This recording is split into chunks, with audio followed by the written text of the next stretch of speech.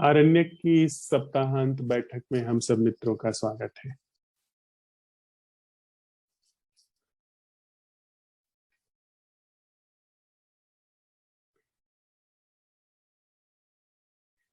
मेरे ठीक सामने एक बहुत ऊंचा पीपल का पेड़ है, जिसकी पत्तियां धीमे धीमे हिल रही हैं, और उसके पीछे धर्मशाला नगर पहाड़ों की तलहटी में बसा हुआ है।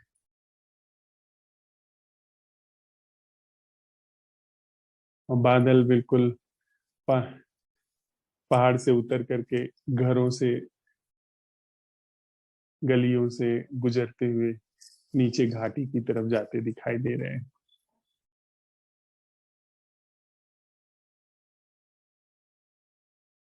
धीरे धीरे पंछियों का कलरव शांत हो गया है।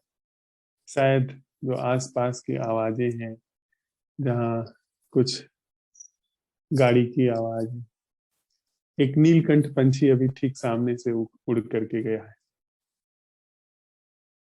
और जाके सामने बैठा है।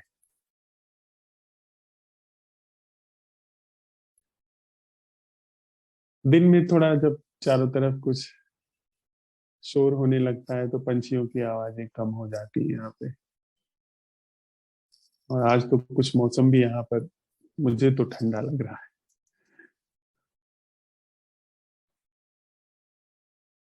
कल भी बारिश हुई थी, रात में बारिश नहीं हुई है। तो सुबह हम लोग चाय के बागान के बीच में गए थे, और अभी चाय के बागान में छटाई हुई है, तो ऐसा लगता है जैसे किसी ने बड़े ही चुन करके वहां पर हरे रंग के मोटे कालीन बिछाए हो। दूर तक यह चाय का बागान लगभग 600 एकड़ में फैला हुआ है। ठीक हम लोग जहाँ रहते हैं उससे 100 मीटर के बाद शुरू हो जाता है, और चाय के बागान से ही सट करके एक माझी नदी गुजरती है। तो भोर की सैर में नदी और चाय के बागान के बीच में से हम लोग, पगडंडी है उससे गए, फिर चाय के बागान से होते हुए लौटे।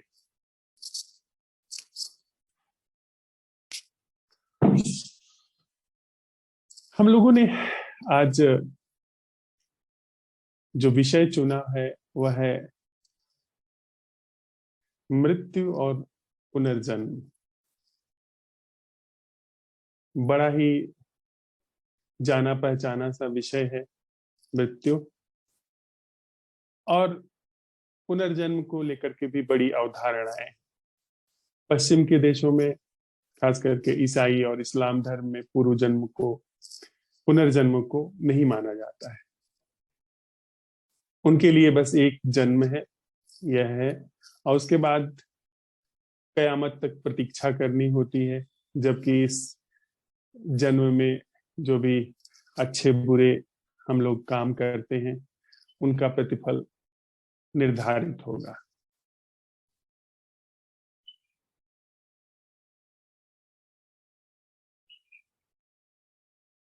स्वर्ग नर्क है, हमारे अच्छे बुरे कर्मों के आधार पर स्वर्ग और नर्क हमको मिलेगा।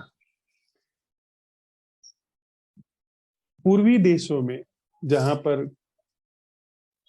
अंतस जगत के संबंध में बड़े शोध हुए हैं, वहां पर इस तरह की धारणाएं नहीं विकसित हुई है। यहाँ पर कुछ अलग तरीके की चीजें विकसित हुई हैं। उसमें कितना सच है, कितना झूठ है, उसका हम यहाँ पर अन्वेषण करेंगे। और अरे मैं कान में लगा लिया। उसका हम लोग साथ में चलते हुए अन्वेषण करेंगे।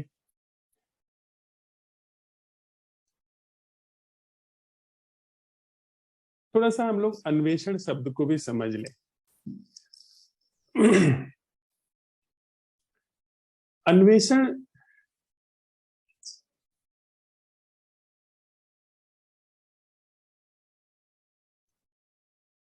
आविष्कार से पृथक है, इसका आशय बिल्कुल अलग है। आविष्कार प्रायः हमारी जो पूर्व स्थिति होती है उसके आधार पर, जो संभावनाएं हैं उसके आधार पर हम करते हैं। जैसे कि हमने पंछी को उड़ते हुए देखा, तो फिर हमने यह कल्पना की कि क्या इंसान भी उड़ सकता है। तो उसने सारे उपाय किए, सारे आयोजन जुटाए, और 100, 150, 200 साल, और कहें तो लंबे समय से इंसान ऐसा सोचता आया है जब से धरती पर है। पर जो सम्यक रूप से प्रयास हुए वो लगभग 150 साल में हुए, और हवाई जहाज का जो, या जेट प्लेन्स का जो स्वरूप है वो सामने है। तो इसको हम कह सकते हैं कि हमने वायुयान का आविष्कार किया, लेकिन उसकी कल्पना पहले से की। लेकिन अन्वेषण बिल्कुल अलग बात है। अन्वेषण यदि हम पूर्व निश्चित सिद्धांत के आधार पर करते हैं तो फिर वह अन्वेषण नहीं। कई बार ऐसा होता है कि यदि हमने पहले से ही किसी चीज को मान करके रखा है तो हम उसी चीज को प्रक्षेपित कर लेते हैं। खास करके अंतर जगत में तो यह बहुत लागू होता है। यदि आप ईसाई घर में पैदा हुए हैं तो आप जीसस क्राइस्ट को प्रक्षेपित कर लेंगे। यदि हम हिंदू घर में पैदा हुए हैं तो हम राम को, कृष्ण को प्रक्षेपित कर लेंगे। पर यही चीज इस्लाम धर्म में कोई पैदा हुआ है तो वो नहीं प्रक्षेपित कर पाएगा। वो हमारे अपने संस्कारों के अनुरूप चीजें घटती हैं। अन्वेषण का अर्थ है कि तथ्य जो है उन तथ्यों के आधार पर ऑब्जर्वेशन करते हुए, सीधे देखते हुए और आगे बढ़ना, उघाड़ना। जो चीज है अभी उसको समझते हुए, जो तथ्य है उसको समझते हुए, उसको भली भांति देखते हुए, और फिर उसके पार उस तथ्य के चीजों को सच में ही देखना, वो उसको हम कह सकते हैं कि अन्वेषण है। तो यहाँ हम साथ साथ चलते हुए थोड़ा सा अन्वेषण करते हैं कि वास्तव में मृत्यु के बाद जो पुनर्जन्म है उससे पूर्व मृत्यु, और मृत्यु से पूर्व यह जो जीवन है वह क्या है। यदि हमें जीवन जो अभी हम जी रहे हैं उसके संबंध में भली भांति अंतर्दृष्टि हो जाती है तो फिर यह जानने में देर नहीं लगेगी कि मृत्यु क्या है, और मृत्यु के बाद पुनर्जन्म होता है, नहीं होता है, या पूर्व जन्म हमारे हैं या नहीं है। फिर उसमें ज्यादा हमको मेहनत नहीं करनी पड़ेगी। एक पुरानी कहानी है, कहानी क्या, कथा है वो।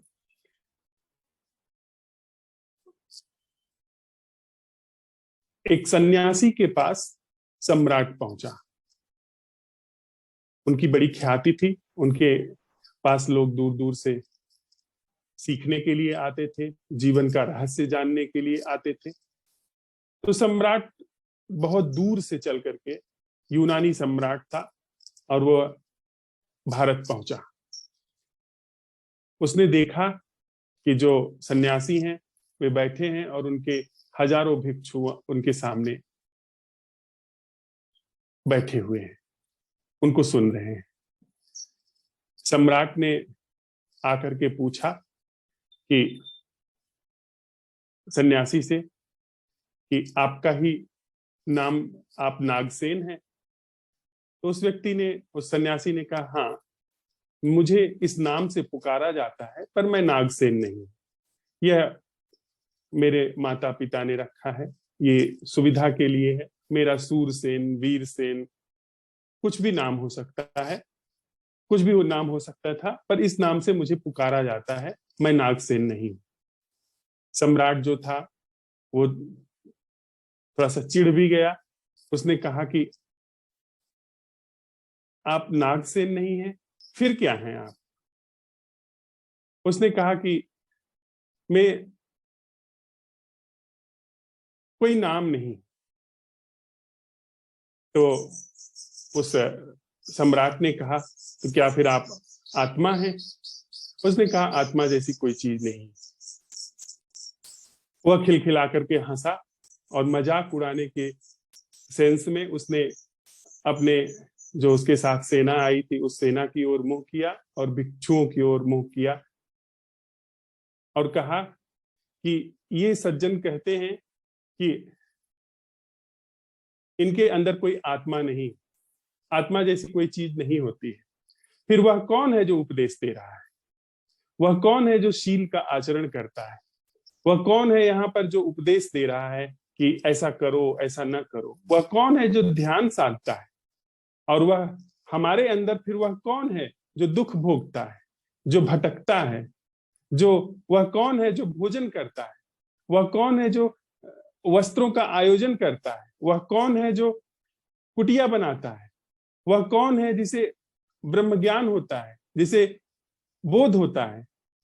और ये सज्जन कह रहे हैं कि यह आत्मा जैसी कोई चीज ही नहीं। उस सम्राट ने पूछा कि आपका यह जो आपके सिर पर केश है, यह आप नहीं है? उसने नागसेन ने कहा, नहीं, मैं यह नहीं हूं। मैं शरीर भी नहीं हूं, मैं यह वस्त्र भी नहीं हूं, मैं मेरा दांत भी नहीं हूं, मैं हाथ भी नहीं हूं, पैर भी नहीं हूं, मैं हूं ही नहीं। उसने फिर मजाक उड़ाया उस सन्यासी का, और घंटों वह उनको भाषण देता रहा, घंटों उनका मजाक उड़ाता रहा। उसके पश्चात बड़े ही धीमे स्वर में उस सन्यासी ने कहा कि राजन, आप बड़े दूर से आए हैं, हजारों मील की यात्रा करके यहाँ आए हैं। आप बताएं कैसे आए? आप पैदल आए? उन्होंने कहा, नहीं, मैं अपने रथ से आया हूं। उस सन्यासी ने पूछा कि आपका रथ क्या है? क्या आपका पहिया रथ है? सम्राट ने कहा, नहीं। आपके घोड़े रथ हैं? उसने कहा, नहीं। आपका चाबुक रथ है? उसने कहा, नहीं। आपकी जो पताका है वह रथ है? उसने कहा, नहीं। आप जिस आसन पर बैठ करके रथ में आए हैं वह रथ है? उसने कहा, नहीं। एक एक रथ के जितने भी अवयव थे उनको वह गिनाता चला गया और पूछता चला गया कि क्या यह रथ है, क्या यह रथ है? और वो कहते गए, नहीं। तो फिर रथ क्या है? अगर इन सारे अंगों को रथ के हम अलग अलग कर दें, फिर रथ कहाँ है? उस सम्राट ने कहा, फिर तो रथ कहीं नहीं है। सन्यासी ने कहा, पर आप तो रथ से ही तो आए हैं, रथ ही तो आपको हजारों मील की यात्रा करके यहाँ पर लाया है। आप कैसे कह सकते हैं कि ये रथ नहीं है? आप न घोड़े पर आए हैं, न चाबुक पर आए हैं, न पहिए पर आए हैं, आप रथ पर ही तो आए हैं। वो रथ इन सारी चीजों को अलग अलग कर दिया जाए तो कहाँ है? इतनी दूर से रथ ढो करके लाया है और आप यह भी नहीं कह सकते कि रथ नहीं है। वह सम्राट फिर बड़ा भौचक रह गया। उसने कहा, हाँ, रथ तो है, मैं कह नहीं सकता हूं कि रथ नहीं है, लेकिन जिन जिन चीजों से यह रथ बना है वो चीजें अलग कर दी जाए तो रथ कहीं पाया नहीं जाएगा। तो वैसे ही फिर सन्यासी ने कहा कि मैं नहीं हूं, मैं असेंबलिंग से बनता है, यह बहुत सारे जोड़ से बनता है। यद्यपि यह काम करता है, यद्यपि यह दुख भोगता है, यद्यपि यह सुख भोगता है, लेकिन वस्तुतः इसकी कोई सत्ता नहीं, असल में इसका कोई होना नहीं। ठीक वही चीज हम लोग थोड़ा सा अपने जीवन पर भी समझते चले। जब हम कहते हैं कि मैं जीवित हूं, इसके पूर्व की हम मृत्यु को समझें और इसके पश्चात पुनर्जन्म को समझें। जब हम कहते हैं कि मैं जीवित हूं, हम लोग साथ में अन्वेषण कर रहे हैं, तो इससे हमारा क्या आशय है? क्या यह शरीर जीवित है? निश्चित रूप से जब मैं बच्चा था, 2-3 किलो का पैदा हुआ था, तब से अब में बहुत अंतर आ गया है। बहुत सारी चीजें पहले की बह गई है। और मैंने तो सुना है कि 7 वर्ष पहले की सारी कोशिकाएं बह जाती है, उनकी जगह पर दूसरी कोशिकाएं जगह लेती चली जा रही। तो शरीर एक प्रवाह है। तो शरीर में बहुत सारी चीजें ऐड हो रही, बहुत सारी चीजें बाहर हो रही। आंख में जो कोशिका है 7 साल बाद उस कोशिका से दर्शन नहीं हो रहा है। शरीर तो पहले से ही बह रहा है, उसकी तो मृत्यु कहना भी ठीक नहीं है कि वह मर गया, क्योंकि वह तो पहले से ही बहता हुआ चला आ रहा है। फिर क्या मन मरता है? हम जो सोचते विचारते हैं वह मरता है। सोच विचार का हम परीक्षण कर सकते हैं। सोच विचार पहले से ही आंतरिक है, पहले से वह एक निर्जीव चीज है जो उपयोगी है पर है निर्जीव। हम कल की जो स्मृति है उसी के आधार पर आज सोच पाते हैं। यदि कोई स्मृति नहीं हो तो आपके पास कोई विचार नहीं होगा।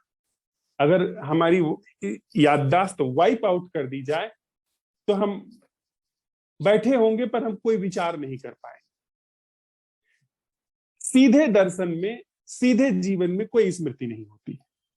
मन भी लगातार बह रहा है। जो मन पिछले क्षण में रहता है अभी तुरंत बदल जाता है, और लगातार बदलते रहते हुए भी यह चीज बह रही है और हमारी स्मृति से चलती है, यानी याददाश्त से। तो वह वहां पर एक कहे तो बनावटी संरचना है। अगर वह बनी भी रहती तो भी कोई अर्थ नहीं होता। क्या अनुभूतियां हम हैं जो जिया जा रहा है? अनुभूति हम हैं। अनुभव, हमको अच्छा अनुभव होता है, बुरा अनुभव होता है, क्रोध का अनुभव होता है, वैर का अनुभव होता है, खुशी का अनुभव होता है। ये सारी चीजें बदलती बहती चली जाती हैं। अनुभूतियां हम हैं, यह भी हम नहीं है, क्योंकि ये सारी चीजें बदल रही हैं। और जब अभी बदल रही है तो अगर एक आदमी 60 साल 70 साल 80 साल जीता है तो इन सारी चीजों के आधार पर तो वह हजारों बार मर चुका होता है। फिर वह क्या है जो जीवित है? वह क्या है जो मरता है? बहता है, यह बात समझ में आती है। शरीर बह गया, मन बह गया, बहते बहते पूरा बह गया, पर मरना यानी क्या? अनुभूतियां बह गई, बहते बहते पूरी बह गई, पर मरना यानी क्या? मिटा नहीं शरीर, या शरीर बह करके अभी यहां पर है, कभी यह मिट्टी में था। जो चीज यहां पर है अभी कभी मिट्टी में थी, कभी फिर उस अनाज में थी, फिर भोजन में आई, फिर भोजन से शरीर में आई, फिर शरीर से बह करके यह वापस मिट्टी में चली जा रही है। ये तो सिर्फ प्रवाह है। मन, जो स्मृतियां चल रही हैं, एक विचार, दो विचार, वह लगातार प्रवाह में है। यह विचार आया, उसके बाद दूसरा आया, दूसरा आया तो पहला रिप्लेस हो गया। यह भी लगातार बह रहा है। और स्मृतियां जो हैं वो बस जरूरी है, लेकिन वो वास्तविक नहीं, वह भी बह रही हैं। अनुभूतियां हम आप देख रहे हैं वह बह रही है। तो मृत क्या हुआ? क्या मरा? आप कहेंगे कि सेंस ऑफ बीइंग, होना, हमारा होना जो है वह मर जाता है। होना यानी क्या? बिना शरीर के, बिना मन के, बिना अनुभूतियों के। आप कहेंगे कि सेंस ऑफ बीइंग, शब्द देखिए, सेंस ऑफ बीइंग, होना, बीइंग, जिसका सेंस हो रहा है, जिस होने का सेंस हो रहा है, वो सेंसरी परसेप्शन पर डिपेंड है, वो अनुभूति पर निर्भर है। आप कहते हैं कि जब चित्त खाली नहीं हो, जब चित्त पूरी तरीके से खाली हो जाता है, कोई अनुभव नहीं हो रहा होता है, होने मात्र का अनुभव होता है। पर होने मात्र का अनुभव यानी क्या? होने मात्र का अनुभव सारे अनुभवों का ही एक निषेधात्मक स्वरूप है। पहले अनुभव थे, अब अनुभव नहीं है। पहले अनुभवों का होना था, अब अनुभवों का ना होना है। वह भी लेकिन अनुभव ही है, और वह अनुभव रोज खो जाता है। जब आप गहरी नींद में जाते हैं, सेंस ऑफ बीइंग उस क्षण में नहीं होता है जब आप गहरी नींद में होते हैं, क्योंकि वे सारे सेंसेस सो जाते हैं, सारे सेंसेस डीएक्टिवेट हो जाते हैं। तो यानी मेरा मरना यानी क्या? मृत्यु यानी क्या? कौन सी चीज है जो मरती है? न शरीर मर रहा है, शरीर बह रहा है। कहे तो शरीर तो प्रकृति का ही हिस्सा है। मेरे अंदर रक्त बह रहा है, मांस मज्जा बन रही है, रोटी पच रही है। मेरा क्या रोल है? मुझे पता भी नहीं चलता है। और न जाने कितनी कोशिकाएं बह चुकी होती हैं जिनको मैं अपना होना कहता हूं। मुझे बिना खबर किए मेरी हड्डी के बहुत सारा कैल्शियम इतनी उम्र आने तक बह करके निकल गया, और पहले वो मेरा हिस्सा था और मुझे पता भी नहीं है। ऐसा एक मजाक है जिसमें कैंसर सेल्स जो एक चौराहे पर मिलती हैं शरीर में और कहती हैं कि बहन आजकल तो बड़ी तकलीफ हो गई है। वह जो कैंसर की दवा है उसने बिल्कुल भी जीना मुहाल करके रखा हुआ है। आजकल उसकी डोज बढ़ी हुई है और हम लोग बिल्कुल भी मरते चले जा रहे हैं। तो हम कहें एक तरीके से तो हमारे अंदर न जाने कितने जीवन पल पड़ रहे हैं शरीर में, हमको पता भी नहीं है। वह रोग के रूप में है या वो विषाणु के रूप में है, रोगाणु के रूप में है, जीवाणु के रूप में है, किसी भी रूप में है, वो बन करके बह करके चले जाते हैं, लेकिन हमको अता पता ही नहीं है। जिसको हम अपना जीवन कह रहे हैं उस जीवन में न जाने कितनी कोशिकाएं जी रही, उसका हमको अता पता नहीं है। इस माइंड में न जाने कितने अनर्गल विचार आ जा रहे हैं, लेकिन हमको अता पता ही नहीं। वो तो कभी कभार हो जाता है, अरे ये तो लगातार मन चल रहा है, यह विचार वह विचार आ जा रहा है, तो उसका अता पता नहीं। अनुभव, किसी ने अच्छा कह दिया खुश हो गए, किसी ने बुरा कह दिया थोड़ा नाराज हो गए, वो सब बह रहा है। सेंस ऑफ बीइंग, आप कहते हैं कि बीइंग तो नहीं जाती है ना। बीइंग, वह जो सेंस बीइंग का बना रहा था जब मैं बच्चा था तब से लेकर के अब तक, वह तो बना ही हुआ है। होना, पर होना भी तो बह रहा है। आप हर रात में वह होना बह जाता है, फिर आप उसको उस सेंसरी परसेप्शन को ले आते हैं। यह क्या ठीक वैसे ही नहीं है जैसे रथ बना हुआ है? अगर रथ कहे कि मेरा स्वतंत्र होना है तो यह बात ठीक नहीं है, क्योंकि सारी चीजें अगर अलग अलग हो गई तो फिर रथ नहीं बचता है, रथ का अस्तित्व तो नहीं बचता है। घोड़े अलग हो गए, पहिया अलग हो गया, शरीर अलग हो गया, मन अलग हो गया, तो यह फिर मैं नहीं बचता है। फिर वह क्या है जो दूसरे जन्म में यात्रा करता है? इसको एक थोड़ी दूसरे दृष्टांत से हम लोग साथ में चलते हुए समझते हैं। आप एक दिया जलाते हैं, शाम को जलाते हैं और सुबह उसको बुझाते हैं। क्या रात भर वही दिया जला है? आपने रात में जो लौ जलाई थी, क्या वही लौ सुबह आप बुझाते हैं? वह जो तेल जला है उसमें जब पहली बार जो तेल की बूंद उसकी बाती से हो करके और लौ बनी है, वह तेल की बूंद वह तो रात में ही जल गई। वह कोई और तेल की बूंद है जो सुबह जल रही थी लौ में और उसको आपने बुझाया। वह तेल तो उसी समय चुक गया। वह लौ जो तेल जल करके बनी, वह जल करके और वह विलीन हो गई। और सुबह कोई और आप दिया बुझाते हैं, कोई और लौ बुझाते हैं, कोई और तेल से जल रही लौ बुझाते हैं। तो जो पैदा हुआ और जो मरा, उन दोनों में विराट अंतर है। उसके बीच में न जाने कितना तेल जला है, न जाने कितनी लौ जो है वो जल करके शून्य में खो गई है। तो क्या है जो दूसरे जन्म में जाता है? एक और भी चीज वहां पर हो रही है, प्रकाश और ऊष्मा। वहां पर प्रकाश भी हो रहा है और ऊष्मा भी है। जब तेल जल के पूरा हो जाता है, प्रकाश पूरा हो जाता है। उन सारी, इस दृष्टांत को थोड़ा सा हम लोग साथ में चलते हुए समझे कि शरीर में तेल है, जो हम भोजन करते हैं वह तेल है, बाती शरीर है, और जो लौ जल रही है वह हम कह सकते हैं कि मैं। वह लौ बिल्कुल निर्भर है उस पर, जिसको जो उसका भौतिक स्वरूप है, तेल पर, बाती पर वह लौ निर्भर है। यह मैं उसी चीज पर निर्भर है जिसको हम, जो प्रवाहित हो रहा है।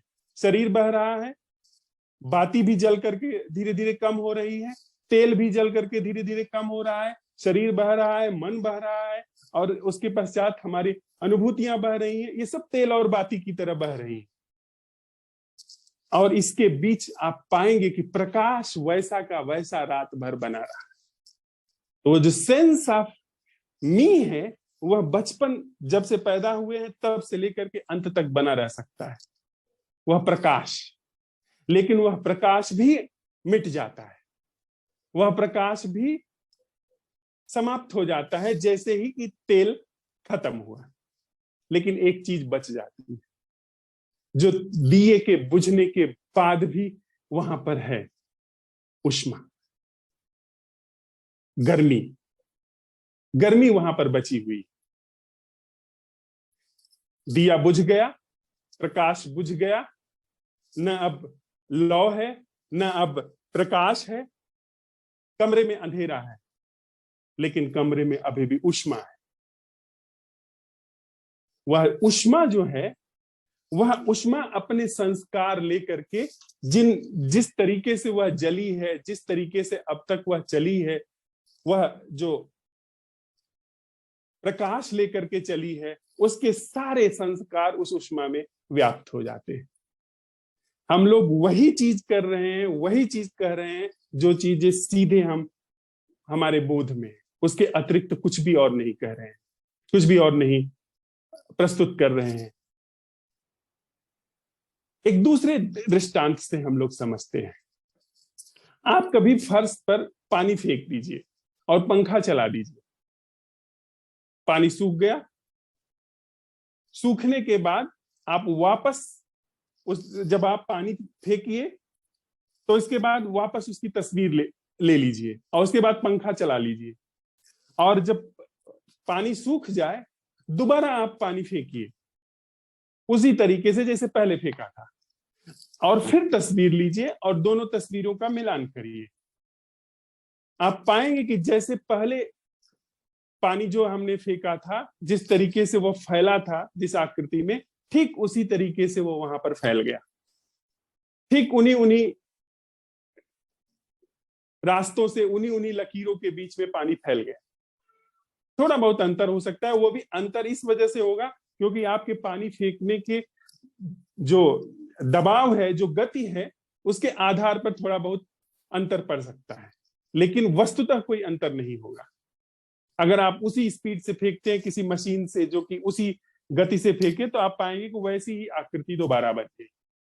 तो यह जो ऊष्मा है, जो यह ताप है, यह ताप जो है, जैसे जिस तरीके से जीवन जिया गया है उस तरीके की चीजों को लेकर के यह ताप निर्मित हो जाता है।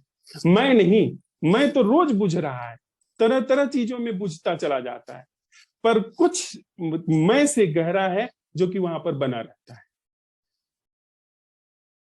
और आप पाएंगे कि उन्हीं सारे इंग्रेडिएंट्स को लेकर के, उन्हीं सारी, और वो जो ताप है, उसकी जो गर्मी है, वो उसकी जो और भी अभी दिए को जला करके फिर से गर्मी पैदा करने की आकांक्षा है, वह जो ऊष्मा बची हुई है कमरे में, जो गर्मी है, वह फिर से दिया जला करके और चाहती है कि वैसे प्रकाश हो, वैसे वैसे चीजें चलें और ऊष्मा आए।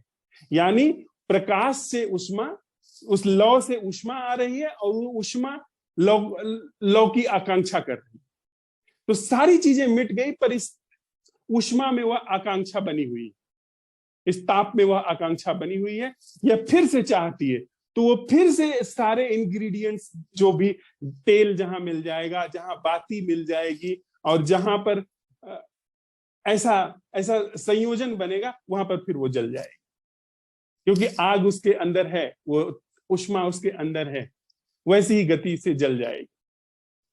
लेकिन वह जो जब जलेगी तो उसी गति से जलेगी, उसी पैटर्न पर चलेगी जैसे वो पहले रही। तो अगर हम कहें एक तरीके से तो कोई पुनर्जन्म नहीं हुआ, और एक तरीके से कहें तो पुनर्जन्म हो गया। एक तरीके से कहें कि पुनर्जन्म बिल्कुल नहीं हुआ, क्योंकि न तो शरीर वह है, वह शरीर तो पहले भी बह रहा था और बह करके न जाने कहां चला गया, और न ही वह मन है, न ही वह बाती है, न ही वह तेल है। लेकिन कहीं पर बाती का, कहीं पर तेल का, और कहीं पर उस मिट्टी के दिए का संयोजन बैठा, तो वहां पर वह ऊष्मा प्रवेश कर गई। वहां पर वह ऊष्मा जो छूटी हुई थी वह प्रवेश कर गई, क्योंकि उसकी आकांक्षा है फिर से वैसे दिए की तरह जलने की। उसकी तृष्णा उसमें विद्यमान है कि वो मैं फिर से ऐसे जलूं और मुझे फिर से ऊष्मा मिले। वह एक विशियस सर्कल की तरह काम कर रही है। और जब वो उसमें प्रवेश कर गई, फिर वह वैसे ही बहती चली जा रही है और ऊष्मा के रूप में बनी हुई है। तो जो गहनतम कह सकते हैं वो संस्कार है। तो आप हम अगर कहें तो कुछ भी पुनर्जन्म नहीं हुआ, क्योंकि सारी इंग्रेडिएंट्स मिट्टी थी, शरीर मिट्टी था, वो वहां से आया था पृथ्वी से, पृथ्वी में चला गया। पानी पानी में चला गया।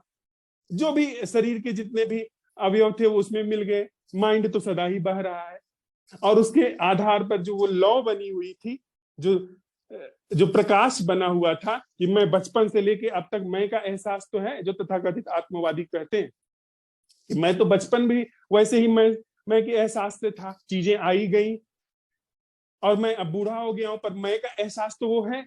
बचपन में कम अनुभव था, अब जो है अधिक अनुभव है, पर वो मैं का एहसास तो बना हुआ है। जाहिर सी बात है, लौ बनी हुई है। लौ आपको जब आपने सांझ को जलाई थी और सुबह तक वैसे की वैसे लौ जल रही है, और वैसे का वैसा कमरे में प्रकाश बना हुआ है। आप कहेंगे कि हाँ वो तो वैसे का वैसा बना हुआ है, लेकिन वह पूरा उसका ढांचा वह उसी तेल से, उसी बाती से निर्मित है। जैसे ही तेल और बाती चुकेगा वह मैं विलीन हो जाएगा। वह स्वयंभू मैं नहीं। हाँ, ऊष्मा जो है वह भी उन्हीं सारी चीजों से निर्मित है, उसी से बनी हुई है, तेल से निर्मित है, तेल के जलने से बाती में निर्मित है, पर वो दिए के बुझने के बाद भी वहां पर विद्यमान है, और वह वापस दिए को जलाना चाह रही है। वापस वैसे ही जो जैसे उसको पहले वो निर्मित होती रह रही थी वैसे ही वह चाह रही है। तो फिर वह हम कहें कि जहां भी ये अवसर मिला, जहां भी गर्भ ठहरा, वह अपने अनुकूल वो वहां पर प्रवेश करके और वैसे वैसे ही जीना चाहती है।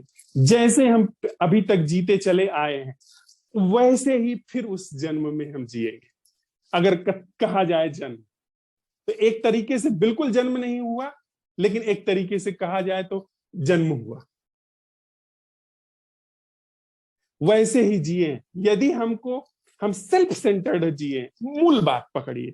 बाकी बहुत सारे संस्कार हैं। क्रोधी अगले जन्म में भी कहें तो क्रोधी ही होगा, लोभी अगले जन्म में कहें तो लोभी ही होगा। लेकिन अगर इन सारी चीजों के बीच में चलने वाली हम बात पकड़ें तो मूल बात है मैं, अहम। वह दिए की जो लौ है, उससे निकलता हुआ प्रकाश और उस प्रकाश से ऊष्मा, यह दोनों ही चीजें अन्योन्याश्रित है। लेकिन ऊष्मा बच जाती है, प्रकाश मिट जाता है। पर जब वह उनका जब निर्माण हो रहा होता है तो प्रकाश से ऊष्मा निकलती है और बिना ऊष्मा के प्रकाश नहीं होता है। उस लौ से जो जल रही है उससे प्रकाश और ऊष्मा दोनों निकलते हैं। प्रकाश मिट जाता है, मैं मिट जाता है, लेकिन ऊष्मा बची रह जाती है। ऊष्मा का हमको अपने जीवन में पता नहीं चलता है। हमको मैं का पता चलता है, ऊष्मा का पता नहीं चलता। मैं का पता चलता है, पर वो जो ढर्रा है उसका पता नहीं चलता। तो वस्तुतः ढर्रा जन्म लेता है, मैं नहीं जन्म लेता। मैं का पुनर्जन्म नहीं होता, ढर्रे का पुनर्जन्म होता है। और ढर्रा कहें तो जितने इंसान जी रहे हैं उनके अलग अलग ढर्रे हो सकते हैं। और वे ढर्रे फिर जहां जन्म की संभावना होती है, जहां पर गर्भ में बच्चा आता है, वो जैसे जिए हैं, जैसे वो लौ जी है, जो उस तेल से आया है, जो उस बाती से आया है, उससे प्रकाश निर्मित है, उससे लौ निर्मित है, और उस लौ से प्रकाश और ऊष्मा निर्मित है। तो जैसे हम आप पीछे जिए आए हैं वैसे ही जिएंगे। मूल बात अगर पकड़े तो मैं और ऊष्मा दोनों ही अन्योन्याश्रित जिए हैं। अगर मैं से मैं जिया हूं, मैं को ही केंद्र बना करके जिया हूं कि मेरा बेटा, मेरी संपत्ति, मेरा धन, मेरा मोक्ष, मेरा निर्वाण, मेरा राष्ट्र, मेरी जाति, मेरा परिवार, इस आधार पर यदि हम जिए हैं तो वही ढर्रा दूसरी बार भी दोहराया जाएगा। स्थितियां दूसरी होंगी पर मेरा मेरा मैं, मेरा मेरा मैं वही दोहरता रहेगा। वह प्रकाश और वह ऊष्मा, वह दोनों वैसे ही ऊष्मा निर्मित होती रहेगी क्योंकि प्रकाश है मैं का, और प्रकाश निर्मित होता रहेगा क्योंकि ऊष्मा ने प्रकाश की आकांक्षा की है। यह बहुत सिंपल और साधारण शब्दों में मृत्यु और पुनर्जन्म का हम लोग अन्वेषण और अवलोकन कर सकते हैं। इसमें कोई भी बात, अब मैं पूरी जिम्मेदारी से कह रहा हूं, अपनी तरफ से कोई भी बात ऐसी नहीं कह रहा हूं जो जोड़ी जा रही है। अब बात आती है रिकॉल करने की, कि कभी कभी लोग अपने पूर्व जन्म की चीजें रिकॉल कर सकते हैं। तो ऐसा हो सकता है, ऐसा संभव है कि पूर्व जन्म की चीजें रिकॉल, पर आप रिकॉल क्या कर रहे हैं? वो जो चीजें बह रही थी वही ना, मन में वह जो चीजें बह रही थी उसी में से कोई चीज आपने रिकॉल कर ली। शरीर की कोई चीजें, शरीर का कोई आकृति थी, शरीर का कोई स्वरूप था, किसी जगह पर आप थे, वही चीज रिकॉल हो गई। वह जब जी जा रही थी तभी भी वह जीवित नहीं थी, तब भी वो बह रही थी। शरीर की चीजें बह रही हैं अभी भी, और मन की चीजें बह रही हैं, अनुभव बह रहे हैं। उसको मैंने अगर जाकर के किसी तथाकथित दूसरे जन्म में, मैंने नहीं, अगर वो रिकॉल कर ली गई तो वो कोई बड़ी महत्वपूर्ण बात नहीं है। वो जीवित पहले ही नहीं थी, उसको रिकॉल कर लिया तो कौन सी बड़ी बात हो गई? वो आ गई कहीं से समझ में तो कोई बड़ी बात नहीं हो गई। वस्तुतः असल बात है इस ऊष्मा को समझना, इस ऊष्मा के ढंग को समझना। उसी के लिए हम लोग असंभव प्रश्नों पर प्रयोग कर रहे हैं। जब आप कहते हैं कि मैं देख रहा हूं, मैं साक्षी हूं, तब तक आप ऊष्मा के तल पर नहीं जा पाएंगे। असंभव बात है ये, क्योंकि यह प्रकाश का तल है और प्रकाश इसी जीवन के सारे आयोजनों से निर्मित है, इसी जीवन के प्रवाहित आयोजनों से निर्मित है। यह प्रकाश दिए के संस्कारों से निर्मित है, यह प्रकाश तेल के संस्कारों से निर्मित है, तेल की बनावट सुगंध दुर्गंध से निर्मित है। यह प्रकाश इस तेल और बाती और दिए के पूरे संयोजन से जो लौ बन रही है उससे निर्मित है, उससे इसकी पूरी बनावट है। पर वह जो ऊष्मा है वह इन सारी चीजों से निर्मित नहीं है। लौ लाल हो सकती है, लौ पीली हो सकती है, लौ कुछ और रंग की हो सकती है, वो तेल पर निर्भर है, वो बाती पर निर्भर है, लेकिन ऊष्मा वैसी की वैसी वहां पर व्याप्त रहेगी, वैसे संस्कार रहेंगे। तो अगर हम ये कहते हैं कि मैं मुक्त होना चाहता हूं, तो आप सिर्फ लौ की बात कर रहे हैं, जो कि उसी से निर्मित है, वह कभी भी मुक्त नहीं हो सकती। लेकिन जब आप वो यह कहते हैं कि वह जीना क्या है जो मैं से मुक्त है, इसका मतलब आप लौ बुझा रहे हैं। इसका मतलब दूसरे संदर्भ में आप दूसरी तरीके से कहें, इसका मतलब आप लौ के पीछे जो शून्य आकाश है जिसमें वह लौ अस्तित्वमान है, उसकी तरफ सरक रहे। और दूसरे तरीके से कहें, जब हम यह सवाल उठाते हैं कि वह जीना क्या है जो मैं से मुक्त है, इसका मतलब मैं से मुक्त का जीने का मतलब कि वह लौ और उस लौ से पैदा होती हुई ऊष्मा, यह ऊष्मा और यह प्रकाश, यह ऊष्मा और प्रकाश जिस आकाश में अस्तित्वमान है, उस आकाश के लिए आप प्रश्न उठा रहे हैं, उस आकाश में सरक रहे हैं। अर्थात वहां पर जब अंत होगा तो ऊष्मा का भी अंत होगा और प्रकाश का भी अंत होगा, और बाकी तो लौ और दिया और तेल और बाती ये सब तो पहले से ही बह रहे हैं, पहले से ही यह मिट्टी के हिस्से हैं। वहां पर वह अमृत जीवन उद्घाटित हो रहा है जो जीवन आकाश का है, जो दिया के जलने से पहले भी है, जो दिया के बुझने के बाद भी। तो वस्तुतः अगर कहा जाए सम्यक अर्थों में, वैसे हम लोग जब पुनर्जन्म की बात करते हैं तो बड़ी क्यूरोसिटी होती है कि मैं पिछले जन्म में क्या था, मैं अगले जन्म में क्या होऊंगा, मेरा प्रारब्ध क्या निर्मित हुआ है, वो उस तरह की क्यूरोसिटी होती है। वस्तुतः हमारा अभी के जन्म का परीक्षण करके, अभी के जन्म को ठीक से समझ करके इसमें समाधान को घटित कराना नहीं होता है। हमारा होता है कि अब अगले जन्म में मेरा क्या होने वाला है, पिछले जन्म में मैं क्या था, बस उत्सुकता होती है, कोई सीधे कर्म नहीं होता। पर यहाँ पर जब हम पूर्व जन्म की या पुनर्जन्म की बात कर रहे हैं, संवाद कर रहे हैं, तो यहाँ पर सारी बात निचुड़ करके, सारी बात सिमट करके इस बिंदु पर आकर के खड़ी हो गई कि अभी हम क्या हैं। अगर अभी और इसी क्षण में हमने यह प्रश्न उठाया कि वह उपस्थिति क्या है जो मैं नहीं कर रहा, वह होना क्या है जो मैं नहीं कर रहा, तो आप प्रकाश और ऊष्मा इन दोनों से पीछे जो आकाश है उस हेतु यह प्रश्न उठा रहे हैं। और तत्क्षण यदि वह जगह लेती है, वह उपस्थिति, वह प्रेजेंस, जो कि मैं नहीं कर रहा हूं, मैं उपस्थित नहीं हूं, उपस्थिति है। हमने यह सवाल उठाया कि वह जागरण क्या है, वह अवेयरनेस क्या है जो मैं नहीं कर रहा हूं, वह होश क्या है जो मैं नहीं कर रहा हूं। तो यह होश आकाश का होश है, यानी जीवन के उस धरातल का उद्घाटन हो गया जो ऊष्मा के भी पार है। वस्तुतः ऊष्मा उस धरातल पर है, ऊष्मा उस आकाश में है, प्रकाश उस आकाश में है, और वह धरातल उघड़ते ही फिर पुनर्जन्म नहीं होता। सिंपल सी बात है, यह सिंपल अति सरल शब्दों में कही गई बात है, अति सरल शब्दों में किया गया यह निवेदन।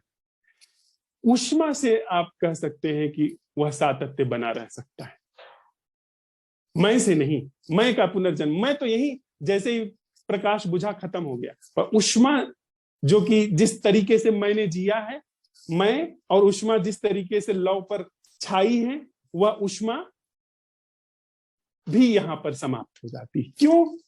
क्योंकि जीवन ने ऊष्मा के अंदर से लौ के आधार पर जीने की वह नासमझी पोछ दी, जो यह समझता था कि जीवन के नाम पर मुझे लौ के आधार पर ही जीना है। फिर से मैं दोहरा दूं, इस असंभव प्रश्न की कीमिया ने, इस असंभव प्रश्न के उद्घाटन ने वह चीज छीन ली ऊष्मा के हाथों से, मैं के हाथ से तो छीन ली, वह जो ढर्रा है उसके हाथ से भी छीन ली, यानी प्रकाश के हाथ से तो छीन ही ली। इस असंभव प्रश्न ने जीवन का जो झांसा था, उसने ऊष्मा के आधार पर, ऊष्मा के तल से भी वह झांसा छीन लिया, और वह पलट गया उस जीवन के उस सनातन स्वरूप पर, उस अविनाशी स्वरूप पर, जिसमें ऊष्मा और प्रकाश दोनों घटित हो रहे थे। और वह जो लौ का तल है, बाती का, तेल का, वह तो बिल्कुल प्राकृतिक तल है। I hope I am making my self clear. तो कुल मिलाकर के पुनर्जन्म की, यदि हम ऐसे जी रहे हैं जैसे अभी जीते आए हैं, सेल्फ सेंटर्ड, जितना गहरा सेल्फ सेंटर्ड होंगे उतना ही फिर सेल्फ सेंटर्डनेस ऊष्मा के रूप में, ढर्रे के रूप में संचित होती चली जाएगी। एक और भी बात मुझे इसमें निवेदन करनी है, बात थोड़ी सी कठोर है, अगर आप देखें तो आप मुझे मेरी ना मानिए, आप खारिज नहीं कर पाएंगे, हम लोग साथ में इसे खारिज नहीं कर पाएंगे। धन, अगर आप से यह पूछा जाए, हमसे यह पूछा जाए कि सबसे ज्यादा संस्कार ग्रस्त चीज कौन सी है, तो निश्चित रूप से आप कहेंगे धन। धन का जो ख्याल है वह सबसे ज्यादा संस्कारग्रस्त है। क्यों? क्योंकि धन ऐसा माध्यम है, वह रुपया या वह डॉलर या वह गूगल पे के माध्यम से जो उंगलियां टाइप कर देना, वो सब धन का माध्यम, वो सब माध्यम है। वह माध्यम ऐसा है जिस माध्यम पर पूरे तृष्णा की नजर रहती। थोड़ा सा उदाहरण समझते हैं। सारी तृष्णा की नजर रहती। उस धन पर कोढ़ी की भी नजर है, उस धन पर राजनेता की भी नजर है, उस धन पर उस स्त्री की भी नजर है जिसका बेटा बिना दवाई के मर गया, उस धन पर जो अपना तन बेचने को मजबूर है उसकी भी नजर है, उस धन पर प्रमादी की भी नजर है जो अधिक से अधिक अपने पास जुटा करके अपने को भरना चाहता है, अंदर से खोखला है, अंदर से हीन है, अंदर से दीन है।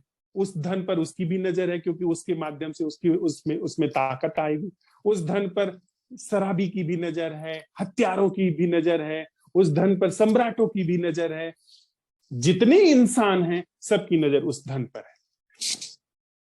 अब अगर उस धन पर, उस माध्यम पर, माध्यम शब्द थोड़ा बेहतर होगा क्योंकि अब तो ऑनलाइन ट्रांजैक्शंस होने लगे हैं, उस माध्यम पर अगर मेरी नजर है तो फिर जीवन के लिए वह अभिशप्त माध्यम ढर्रा बन करके आगे चल जाएगा। फिर जीवन हमेशा अभिशप्त माध्यम होगा। जीवन हमेशा किसी न किसी कंधे पर रह करके चलेगा। हम कहते हैं ना कि नजर लग गई है। आप अगर भोजन कर रहे हो, भोजन करते समय आप देखें कि कोई आपको लगातार घूर रहा है, आपको थोड़ा सा अनमनापन सा हो जाएगा कि अरे खाते समय क्यों घूर रहा है और मेरे ही खाने को घूर रहा है। अब आप सोचिए कि कोई चीज आप बिल्कुल हृदय में छिपा करके रखते हैं, बिल्कुल उसको संजो करके छिपा करके रखते हैं, क्योंकि उसी के माध्यम से बहुत सारी चीजें आपकी पूरी होने वाली है। आप उसी के माध्यम से रोटी भी खरीद सकते हो, आप उसके माध्यम से दवाई भी खरीद सकते हो, आप उसके माध्यम से जुआ भी खेल सकते हो, आप उसके माध्यम से किसी को रिश्वत दे करके किसी की हत्या करवा सकते हो, आप उसके माध्यम से कुछ भी कर सकते हो। तो वो जो माध्यम है, जो वह चीज है जिसके माध्यम से सारी चीजें हैं, उस पर हर व्यक्ति की नजर है। खाने पर एक व्यक्ति की नजर है तो हम उसको उसमें परेशान हो जाते हैं, लेकिन एक माध्यम ऐसा है जिस पर सारे व्यक्तियों की नजर है, बल्कि हम 8 अरब लोग हैं, 8 अरब लोगों की नजर उस पर है। तो उस पर सोचिए कैसे अभिशप्त नजर है, पर उसको हम सबसे निकट रखते हैं जीवन के। और उस चीज को जो जीवंत है, जिसके लिए हम ये सवाल उठाते हैं कि वह जागरण क्या है जो हम नहीं कर रहे हैं, अर्थात वह जो ढर्रे के पार आकाश है, उसके लिए जब हमारी बात आती है तो वो बड़ी दूर की कौड़ी हो जाती है। तो अब आप देखिए कि यह जो वेव बन रही है माध्यम के आधार पर, वो भी अभिशप्त माध्यम के आधार पर ही जीवन को जिए जाने की।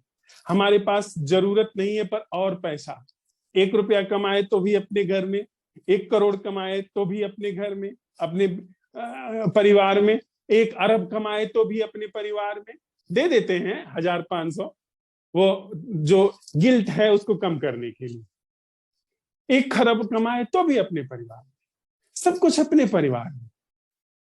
तो वह सारी माध्यम के आधार पर जीने का ढंग विकसित होता चला जाता है। अब वही माध्यम के आधार पर जो विकसित ढंग है, वह ढर्रा जो है माध्यम के आधार पर जीवन को सीधे न जीने का, वही चीज पास हो जाती। फिर वो ढर्रा जिस तरीके से जैसे जिया गया है वैसे, कहें तो पुनर्जन्म कभी कभी किसी किसी का होता है जिसका ढर्रा थोड़ा अलग हो। यह बात थोड़ा सा समझ लेने जैसी है। पुनर्जन्म,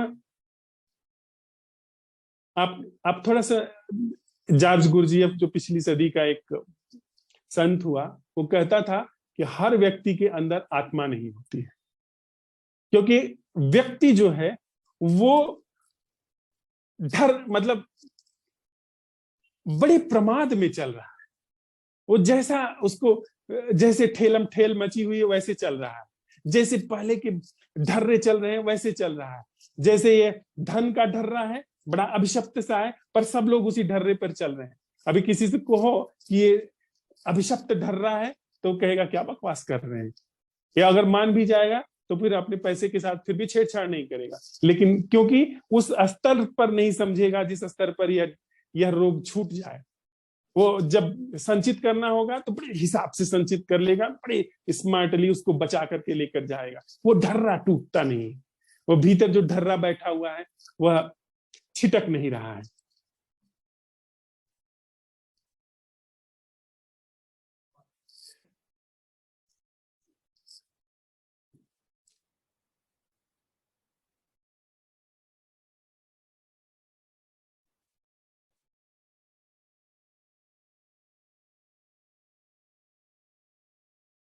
तो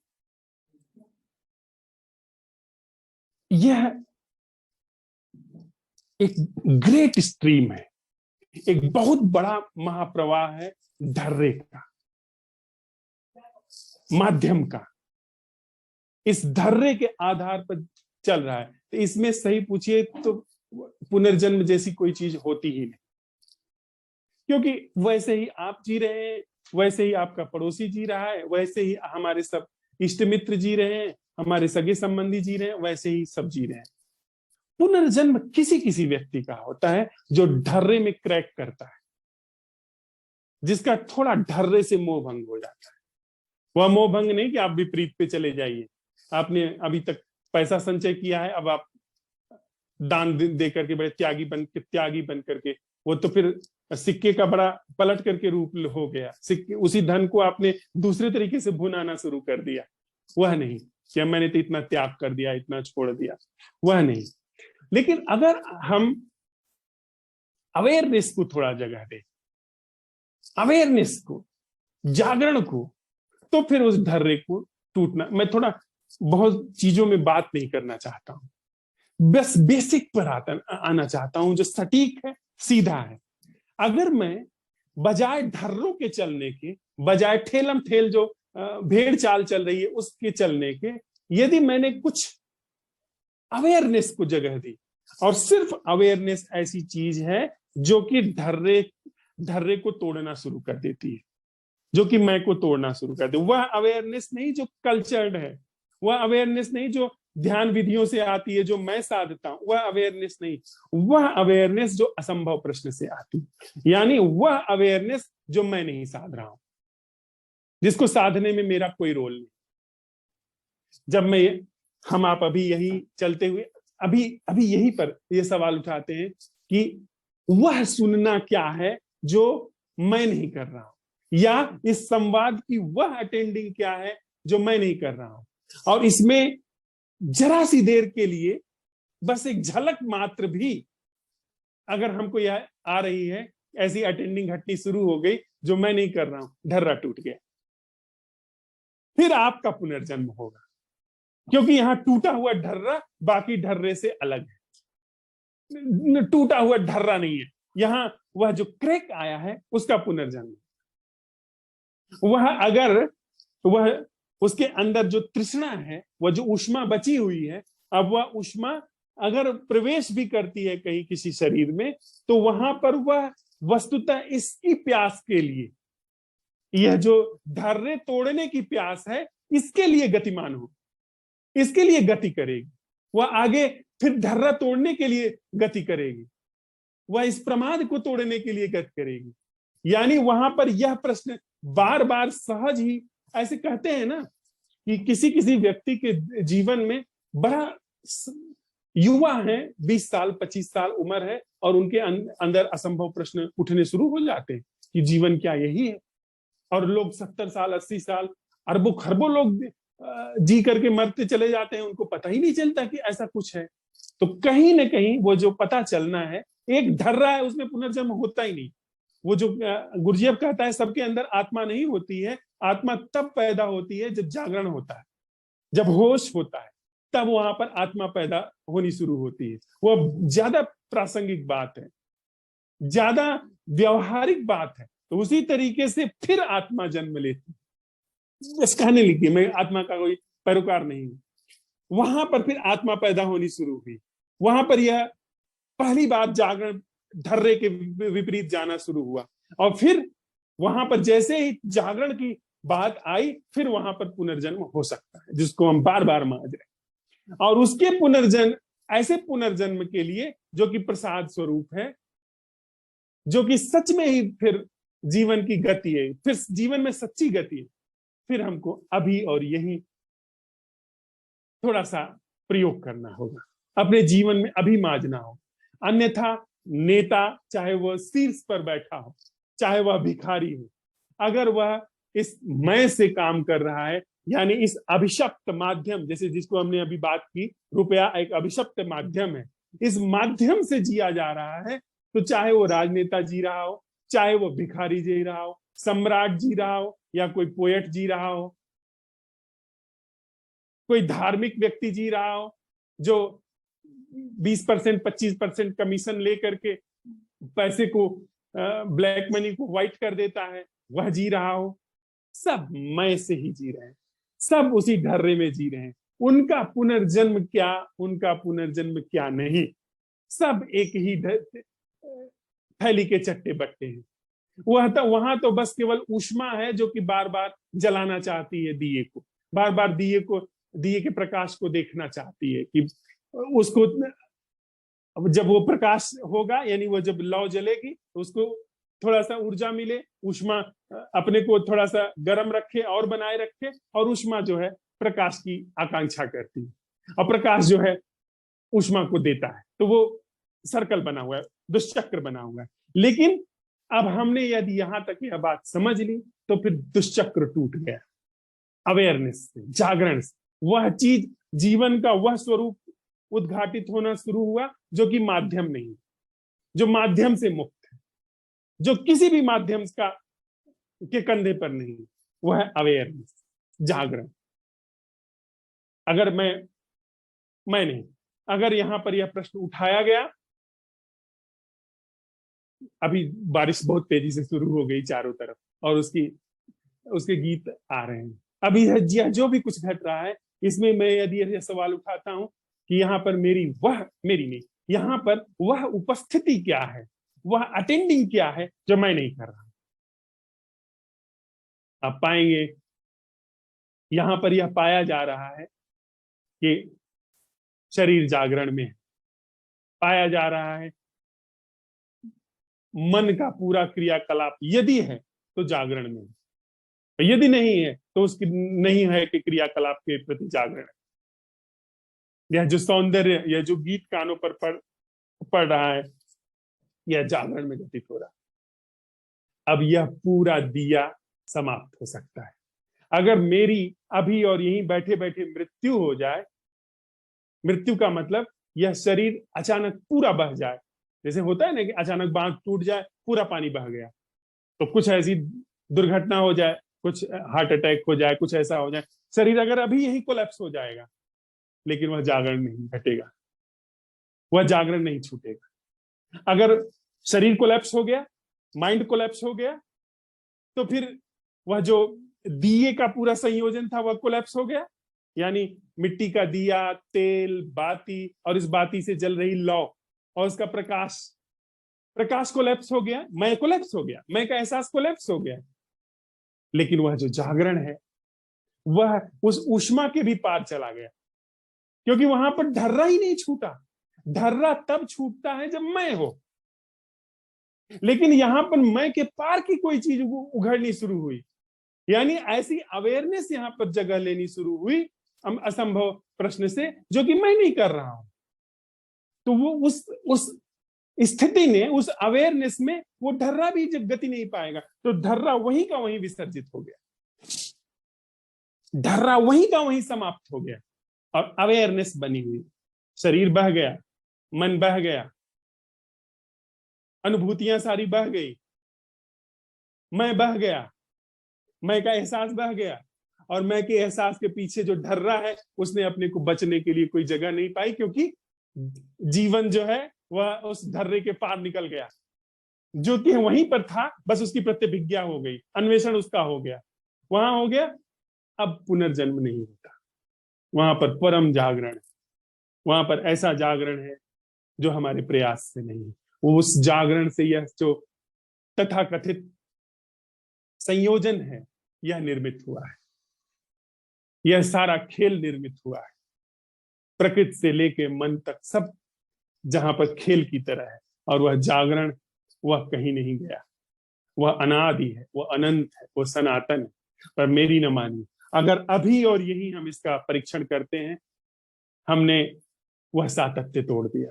अब इसके अतिरिक्त कुछ भी हम करें, चाहे कितना भी पुण्य करें, चाहे कितना भी पाप करें, चाहे कितने भी तीर्थ व्रत पूजा पाठ नमाज हज रोजा कुछ भी करें, अगर वहां पर मैं है तो ढर्रा वो बना रहेगा। उसके अनुकूल उसके हिसाब से इस जीवन में भी चीजें होती रहेंगी, घटित होती रहेंगी, जो बाद में उस ढर्रे के आधार पर जगह ले। अगर नहीं है वह जीवन उद्घाटित हुआ तो अमृत को वह उपलब्ध हो गया। तो एक कहे इस अर्थों में हम निर्वाण को या मोक्ष को समझ सकते हैं। इतनी सी बात मुझे आज की बैठक में निवेदन करनी थी। थोड़ी देर के लिए हम लोगों ने जो सुना है, जो समझा है, उसके साथ बैठते हैं और उसके पश्चात फिर जो भी प्रश्न होंगे उस पर हम लोग विस्तार से चर्चा कर लेंगे।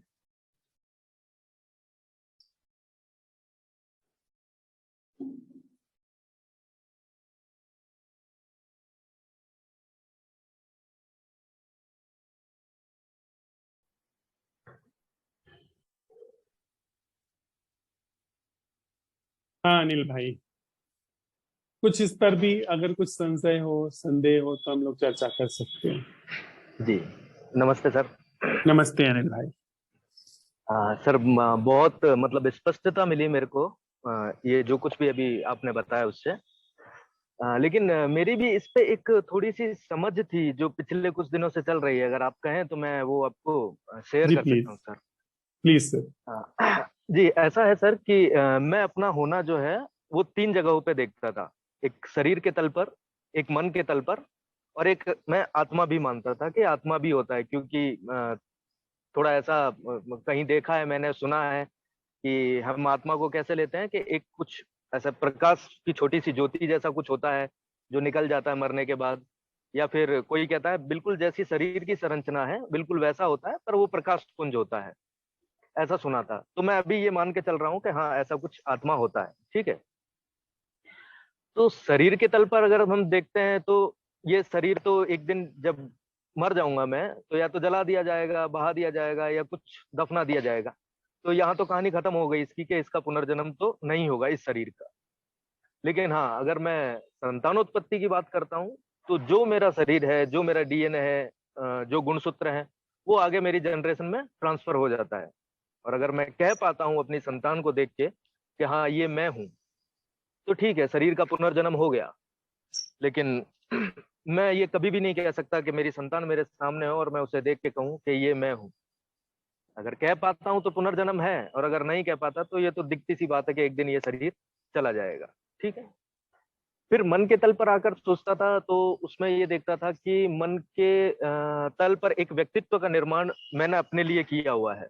जैसे मैं ये हूँ, मेरी आदतें ऐसी हैं, मेरी सोच विचार ऐसी है, मान्यता है, वो भी ये पूरा एक व्यक्तित्व, मेरी चाहना ना चाहना जो भी है ऐसा।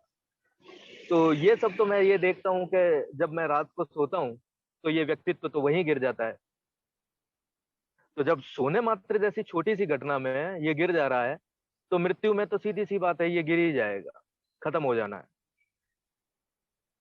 हाँ, जो चीज रहती है वो ऐसा है कि जैसे अभी मैं जिंदा हूँ, जग रहा हूँ, तो मैं बोलता हूँ कि मुझे लस्सी पसंद है, और कोई बोलता है कि मुझे तो कोल्ड ड्रिंक्स पसंद है। तो कोल्ड ड्रिंक्स पसंद होने से जो एक व्यक्तित्व बना है, और चाय पसंद होने से या लस्सी पसंद होने से जो एक व्यक्तित्व बना है, ये व्यक्तित्व तो मरने के बाद गिर ही जाना है। चाहे सोने में गिरता हो, चाहे मरने में गिरता हो, ये गिर जाता है। हाँ, जिस आधार के ऊपर ये व्यक्तित्व खड़ा हुआ है, जिस डिजायर के ऊपर खड़ा हुआ है, वो डिजायर कंटिन्यू करती है। अगर अब मैं ये कह पाता हूँ कि ये डिजायर मैं हूँ, तो ठीक है, मेरा पुनर्जन्म होता है। और अगर नहीं कहता, इस व्यक्तित्व को ही मैं अपना होना कहता हूँ, तो फिर तो वो खत्म ही हो जाता है व्यक्तित्व, कुछ एग्जैक्ट, नहीं बचता वहां पे। ठीक है। बिल्कुल। अच्छा, आत्मा के तल पर क्या होता है सर कि अब ये दो चीजें तो हम लोग खूब बचपन से देखते आए हैं कि शरीर मर जाएगा, मन मर जाएगा। तो एक अंदर ऐसा रहता था कि यार तो फिर क्या बचेगा, मैं ही नहीं रहूंगा तो कुछ नहीं है। तो एक आत्मा का कंसेप्ट हमारे दिमाग में है ऐसा कि आत्मा आती है, आत्मा जाती है, ये शरीर तो वस्त्र है। और वो एक नैनन चिंतनती शस्त्राणी भी पढ़ा, गलत तरीके से ले लिया और उसमें ऐसा हो गया कि अरे डाटा, हाँ, उसमें ऐसा हो गया कि उसका होना जो जो शस्त्रों से नहीं काटा जा सकता, उसका पता नहीं है, लेकिन खुद को बोल बोल के ऐसा कर लिया पक्का कि नहीं यार मेरी आत्मा तो कम से कम बच ही जानी है। और फिर कुछ पढ़ने लिखने में भी ऐसा आ जाता है कि जिसमें ये बोला जाता है कि जब गर्भ धारण होता है तो तीसरे महीने में, या कभी कोई कहता है पांचवें महीने में जो है आत्मा उसमें प्रवेश करती है। पहले तो वो सिर्फ एक मांस का लोथड़ा या ऐसा ही कुछ होता है, उसके बाद तीसरे या पांचवें महीने में उसमें आत्मा प्रवेश करती है। और हम देखते भी हैं कि जब आदमी मर जाता है तो कुछ तो उसमें से निकल जाता है, क्योंकि उसकी पूरी संरचना हमें वैसी दिख रही है, लेकिन अब बस वो जीवित नहीं है। तो ये पक्का मन में ऐसा लगने लग गया कि नहीं, कुछ आने जाने वाली चीज तो है। लेकिन फिर जैसे जैसे बात समझने में आगे बढ़े तो हम ये देखते हैं कि चलिए जानवरों में, इंसानों में या पक्षियों में भी जब गर्भ धारण की घटना होती है तो क्या कहते हैं, हमें कुछ उसके लक्षण दिखते हैं कि हाँ ऐसी कुछ घटना घट गई है। तो हम लोग एक अंदाज लगा सकते हैं कि हाँ अब इसमें जीवन प्रवेश किया है। पर ऐसा नहीं है, जिन तत्वों से मिलके गर्भ बना है वो तत्व जीवित ही थे, उसमें अलग से कोई आत्मा प्रवेश नहीं करी है। चलिए उसकी बात भी ना करूं, ये पेड़ है, जैसे ये पेड़ भी सजीव है, जिंदा है, इसमें हमें कोई गर्भ धारण वगैरह नहीं दिखता है। तो जब बीज से अंकुरण हो रहा है, पेड़ बाहर आ रहा है, तब आत्मा कैसे कब प्रवेश कर गई इसमें, कुछ पता नहीं है। तो कहने का मतलब यही है कि जो जीवन है, चाहे आत्मा कह रहे हैं उसे जीवन है, मेरे को इतना समझ में आता है कि वो हर जगह मौजूद है। जब अभिव्यक्ति का मौका मिल जाता है, खुद को अभिव्यक्त कर पाता है, सारी चीजें कॉम्बिनेशन में आ जाती हैं, वो अपने आप को प्रकट कर लेता है। ठीक है, मेरे पास अभिव्यक्ति के कुछ ज्यादा साधन है, मैं बोल पाता हूँ, अपनी बात कह पाता हूँ, तो मेरे को लगता है कि हाँ मेरे अंदर आत्मा है। ये पेड़ है, नहीं बोल पा रहा, या मैं तो कहता हूँ कि ये बिल्डिंग्स हैं जिनको पूरी तरीके से निर्जीव कहते हैं, यहाँ पर भी मैं उसका मतलब मैं फील कर पाता हूँ कि ऐसा होगा ही, क्योंकि अगर ये निर्जीव होता तो फिर इसका कुछ भी नहीं होता। लेकिन एक टाइम होता है, आता है जब ये क्षय हो जाता है इसका, यानी कुछ तो इसके अंदर गतिशीलताएं चल ही रही हैं, बस ये अपने आप को अभिव्यक्त नहीं कर पा रहा है जितना हम कर पा रहे हैं। तो मेरे देखे तो अच्छी बात, एक अच्छी क्या बुरी खबर तो यही है कि पुनर्जन्म जैसा कुछ ऐसा होता नहीं है। और अगर सत्य दिख जाता है इन द सेंस आपको पता है कि सत्य जैसा कुछ हो है, तो फिर ना तो उसका कोई आना है ना फिर कोई जाना है, वहाँ बात तो खत्म क्या होती है। हम लोग ये बात कह सकते हैं अनिल भाई कि हम्म। जो अवेयरनेस मात्र है, जो जो कि हमारे प्रयास से नहीं आती है, वह अवेयरनेस कहीं आती जाती नहीं, वह बिल्कुल वहीं पर उपलब्ध है जब तक कि उसको अवसर नहीं दिया गया, जब तक कि उसकी तरफ नजर नहीं उठाई गई, तब तक जो स्ट्रीम का ही फिर चलना हो। तो दूसरे अर्थों में भी बात उतनी ही सही नजर आती है, अगर हम लोग स्केप्टिकल होकर के देख रहे हैं कि सही कहें तो फिर जहां पर ऑर्गेनिकली अवेयरनेस ने जगह लेना शुरू कर दिया, वहां पुनर्जन्म नहीं होता है। जहां पर यह अवेयरनेस नहीं है, वहीं पर पुनर्जन्म होता है। दोनों ही बातें जी सही है। जी जी जी जहां पर वो स्ट्रीम है, वो तो स्ट्रीम अनिवार्य रूप से जन्म लेगी, स्ट्रीम जन्म लेगी और फिर वो मय का निर्माण कर देगी। जैसे जी पहले जिया गया है वैसे ही ऊष्मा वो निर्माण कर देगी। तो ये इतना कह जी सकते हैं। पर इस तरह से कहें तो इस तरीके से तो फिर वो तो चारों तरफ वैसी ही स्ट्रीम चल रही है, तो उसका पुनर्जन्म यानी क्या? वो तो स्ट्रीम पर जहां जहां जन्म ले रही है वहां भी स्ट्रीम्स हैं, जहां से पहले से मिट्टी है वहां भी वैसे स्ट्रीम है, तो उसका पुनर्जन्म का कोई अर्थ नहीं। तो फिर सही कहें तो जहां पर यह स्ट्रीम टूटनी शुरू हुई, उसका थोड़ा सा कह सकते हैं कि पुनर्जन्म जैसी चीज होती है। पर घूम जी करके बात ये आ जाती है अनिल भाई कि हम लोग क्या अभी और यही उस जीवन को अनावृत कर सकते हैं, जो किसी भी स्ट्रीम का हिस्सा नहीं है, न प्राकृतिक नेचर का, और न माइंड मन का, और न ही अनुभूतियों का, उसमें किसी का भी हिस्सा नहीं, किसी का भी उसमें हस्तक्षेप नहीं। उसके लिए क्या हम कर सकते हैं? वही है सर कि उस जागरण के लिए कि देखिए मैं तो कुछ भी नहीं कर सकता उसके लिए, तो क्योंकि अगर मैं कुछ Exactly. करूंगा तो वो फिर वापस वही मैं उसको प्रकृति के तल पर ही घसीट, ऐसा होता है ना। ये पुनर्जन्म का कंसेप्ट इसीलिए निकल के आया है क्योंकि मैंने आत्मा को जाना नहीं, जागरण को जाना नहीं, लेकिन मैं Exactly. चाहता हूं कि मैं बना रहूं, तो पुनर्जन्म का कंसेप्ट आ गया। जो बड़े लोग कुछ कह के गए उसको अपने हिसाब से तोड़ मरोड़ लिया। जी। तो जब बात कही जाती है पुनर्जन्म की तो उसमें ये भी लाता, अरे आप कह रहे हो पुनर्जन्म नहीं होता तो लोगों को पिछले जन्म की स्मृति कैसी रहती है। मैंने भी इवन अपनी जिंदगी में देखा है, तो इसमें कोई बड़ी बात नहीं है। ठीक वैसा ही है जैसे रात में सोया, मुझे एक सपना आया था, वो मुझे अभी याद नहीं है, तो मुझे मेरा पुनर्जन्म याद नहीं है। कभी ऐसा होता है कि वो सपना मुझे याद रह जाता है, तो वो मेरे को मेरा पुनर्जन्म याद है, लेकिन वो मैं का ढर्रा ही बना हुआ है, जी। वो पूरा मैं का ढर्रा ही बना हुआ है। तो जी ऐसा है सर, बिल्कुल। आप जो प्रश्न पूछ रहे हैं उसके लिए हद से हद ये है कि जो कला हम आपके साथ सीख रहे हैं उसको प्रयोग कर सकते हैं। बाकी उसके बाद क्या चीजें हो रही हैं क्या नहीं हो रही हैं उस पर तो ना ही बोले, उतना ठीक रहेगा। फिलहाल बहुत तो अच्छा। ये है सर। बहुत बढ़िया है। उस पर हम कोई बात न करें, उसके बाद सिर्फ ये देखें कि ऑर्गेनिकली निष्प्रयास जागरण जगह ले रहा है या, अन्यथा फिर तो बात चूक रही है। फिर तो मैं जो है बड़ा व्यवस्थित हो सकता है, अव्यवस्थित हो सकता है, कुछ भी हो सकता है। अच्छा, एक बात और भी शब्द से थोड़ा परिचय करें तो हम हमारे हाथ में आती है। एक शब्द है निर्वाण। निर्वाण का अर्थ हम सब लोग ज्यादा जानते ही हैं। निर्वाण का अर्थ होता है दिए का बुझ जाना। दिया जो जल रहा है उसका बुझ जाना, पर दिए के बुझने में लौ का बुझ जाना। पर थोड़ा सा हम लोगों ने और भी उसके साथ साथ दृष्टांत लिया है, थोड़ा चीजों को स्पष्ट होने के लिए, ऊष्मा का भी बुझ जाना। तो निर्वाण का अगर सम्यक रूप से अर्थ कहा जाए तो दिए का तो बुझ जाना ही, ऊष्मा का बुझ जाना, ऊष्मा का भी समाप्त हो जाना। और निर्वाण शब्द का एक और अर्थ होता है बिना बाण के। बाण तीर, बिना तीर का जीवन, अर्थात बिना धर्रे का, बिना मय का जीवन। जिस जिस जीवन में कोई ढर्रा नहीं है, जिस जीवन में कोई केंद्र नहीं है, सेंटर नहीं है, वह जीवन निर्वाण को उपलब्ध। और जहां पर ढर्रा नहीं है, ऑफ कोर्स ढर्रा नहीं है, बाण का मतलब होता है चुभा हुआ है।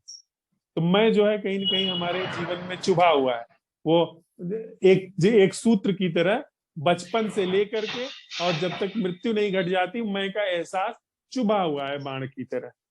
वह अनुस्यूत है माले में धागे की तरह, वह मैं का एहसास। तो निर्वाण का अर्थ है बिना बाण के हो जाना। पर बिना बाण के हो जाना, इसका यह मतलब नहीं है कि पत्थर हो जाना, शाग हो जाना, कि उसमें तो कोई मैं है ही नहीं। अवेयरनेस में जिसका निर्वाण हो जाना, जागरण में जो जागरण स्वभाव है, ये कोई मेरी कहने से इसका कोई फर्क नहीं पड़ता है। कोई भी व्यक्ति कहीं भी बैठा हो, वो अगर इस तरीके से प्रयोग करता है कि वह उपस्थिति क्या है जो मैं नहीं कर रहा हूं, वहां पर वो तत्क्षण देख लेगा कि एक ऐसी उपस्थिति है जो उसमें मेरा कोई रोल नहीं, और वह उपस्थिति जागृत है, वह उपस्थिति जागरण में है। वह उपस्थिति ऐसी नहीं है कि हाँ मैं पत्थर की तरह बैठा हूं, उसमें मैं कुछ नहीं कर रहा हूं, पर जागरण जैसी कोई चीज नहीं है, मैं जैसी चीज नहीं है पर जागरण भी नहीं, ऐसा नहीं। हम जिसके लिए साथ साथ चलते हुए प्रयोग कर रहे हैं भाई, वह है जागरण और निष्प्रयास जागरण। सर ऐसा होता था है कि इससे पहले ये बातें सुनने में इसीलिए नहीं आती थी, मतलब सुन रहे हैं लेकिन समझ इसीलिए नहीं आता था। आवाज आ रही है सर मेरी? हाँ बिल्कुल आ रही। हाँ, कि उसमें क्या होता था कि मैं एक ये कॉन्सेप्ट बना के बैठा रहता था कि यार मैं कैसे ही करके बच जाऊं, कैसे भी करके बच जाऊं।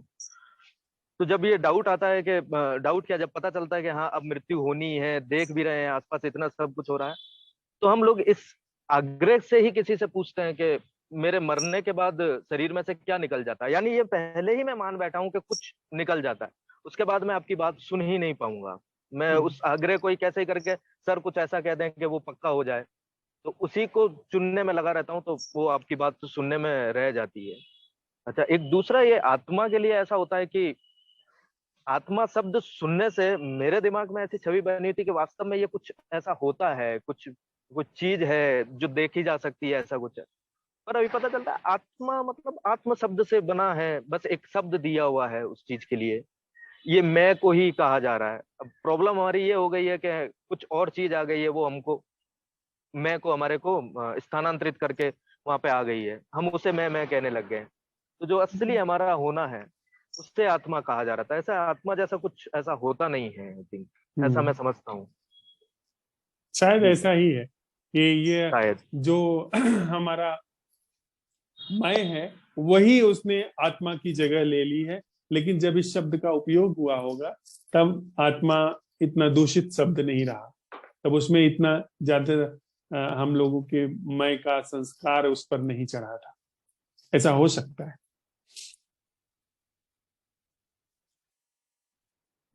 Thank you sir. Thank you भाई। हाँ प्रभु, मैं एक प्रश्न करना चाहता था। हाँ भाई सिद्धार्थ। जैसे आपने जैसे आपने कहा कि बस हमारा एक व्यक्तित्व होता है, एक हमारी एक तरह की मोमेंटम होता है जो आगे जाता है। तो मतलब एक तरह की गति होती है उसमें, जिसे एक कहते हैं आवेश, आवेग, कुछ ऐसा कह सकते हैं। हम्म। तो तो फिर इसका मतलब है कि हम फिर ये मुक्ति क्या होती है, और ये क्या होती है कि अ, मतलब हाँ। सत्य क्या होता है? सत्य मतलब जैसे कि लोग कहते हैं ना कि सत्य का पता चलेगा। हम्म। सत्य, जैसे आपने उसमें भी कहा था एक वीडियो में कि एक आदमी था, वो सत्य खोज रहा था। हम्म।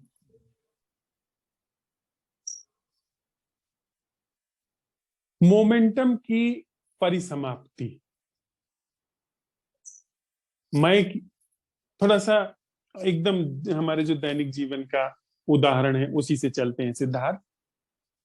रात को हम लोग गहरी नींद में सो जाते हैं, यद्यपि नहीं आती है किसी, वो एक बड़ी कला है। लेकिन जब हम गहरी नींद सो जाते हैं उस समय हमारा मैं नहीं होता है, पर मोमेंटम होता है। जब हम जागते हैं वह मोमेंटम भीतर चलता रहता है, और वह मोमेंटम वापस हमारे जागते ही मैं का निर्माण कर लेता है। आपने कभी गौर किया होगा कि जब आप जागते हो, जब आप सुबह जागते हो तो थोड़ी देर के लिए कभी कभी मैं निर्मित होने में समय लगता है। थोड़ी देर बाद कि मैं हूं, मैं कौन हूं, वो बनने में समय लगता है। तो एक्चुअल में वह जो पीरियड ऑफ टाइम है वह उस मोमेंटम से मैं का निर्माण है। तो नींद जो है, गहरी नींद, वो छोटी मृत्यु है। उस छोटी मृत्यु में वो मोमेंटम चला और फिर से उसने मैं का निर्माण कर लिया। क्योंकि जब शरीर मरता है उस समय ब्रेन सेल्स भी समाप्त हो जाते हैं। तो ब्रेन सेल्स में जो चीजें स्टोर्ड रहती हैं वह चीजें वह फिर से नहीं रिजुनेट हो पाती, वो फिर से उसको नहीं मिलती। हाँ, नई ब्रेन सेल्स बनती हैं पर मोमेंटम उस वही रहता है जो पहले चला है। नींद से जब आते हैं तो ब्रेन सेल्स वहां रखी हुई है, लेकिन जब मृत्यु हो गई तो मोमेंटम तो चल रहा है, पर वो मोमेंटम चाह रहा है किसी शरीर में प्रवेश करना, पर वो ब्रेन सेल्स पुरानी नहीं रही जिसमें स्मृतियां संचित थी, वे सारी चीजें बह गई। अब वह मोमेंटम जो है प्रवेश कर गया। सत्य का मतलब है सत्य के उद्घाटित होने का, कि जिसमें यह मोमेंटम चलता है, जिसमें यह प्रकाश घटता है, जिसमें यह लौ घट रही है, उस आकाश को समझ लेना, उस आकाश के सच को देख लेना, तो फिर यह जो मोमेंटम है, यह मोमेंटम समाप्त हो गया। मोमेंटम का जो पृथक जीवन चल रहा था वह समाप्त हो गया।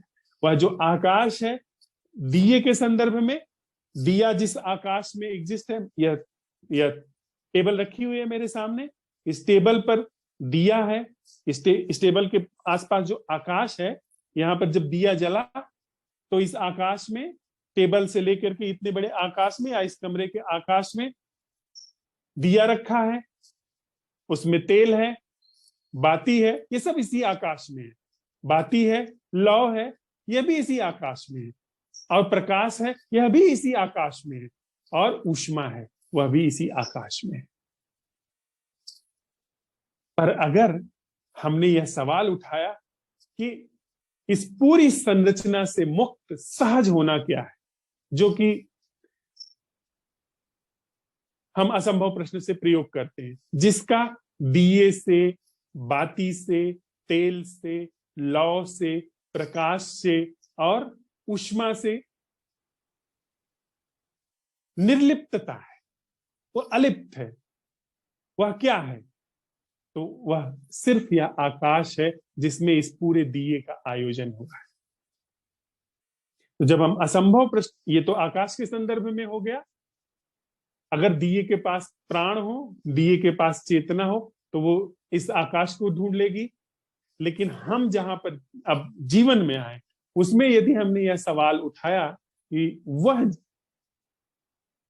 उपस्थिति क्या है या वह जागरण क्या है जो हम नहीं कर रहे हैं। शरीर का इस जागरण में कोई रोल नहीं है, मन का इस जागरण में कोई रोल नहीं, पर जागरण उघड़ गया। सवाल के उठते ही अवेयरनेस आ गई। सारे हमारे अनुभवों का कोई रोल नहीं है, हमारे मैं का कोई रोल नहीं है। सवाल ही कह रहा है कि वह जागरण क्या है जो मैं नहीं कर रहा हूं। और जब इनका कोई रोल नहीं है तो मोमेंटम भी नहीं बन रहा है। यहीं पर मोमेंटम अब नहीं बन रहा है, क्योंकि मोमेंटम मैं के प्रकाश से निर्मित था, उस लौ से निर्मित था। ऊष्मा जो थी, जो गर्मी थी, वह उस लौ से निर्मित थी। प्रकाश और लौ और ऊष्मा, ये सारी चीजें एक साथ हुई।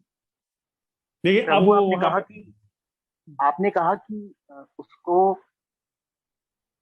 समझ लेना, उस आकाश को समझ लेना जिसमें ये हो रहा है। हाँ, बिल्कुल यही मैंने उस आकाश को कौन समझता है? मतलब ये संयोजन आकाश समझता है या नहीं? आकाश नहीं समझता है। आकाश तो निर्लिप्त है, वो सदा ही।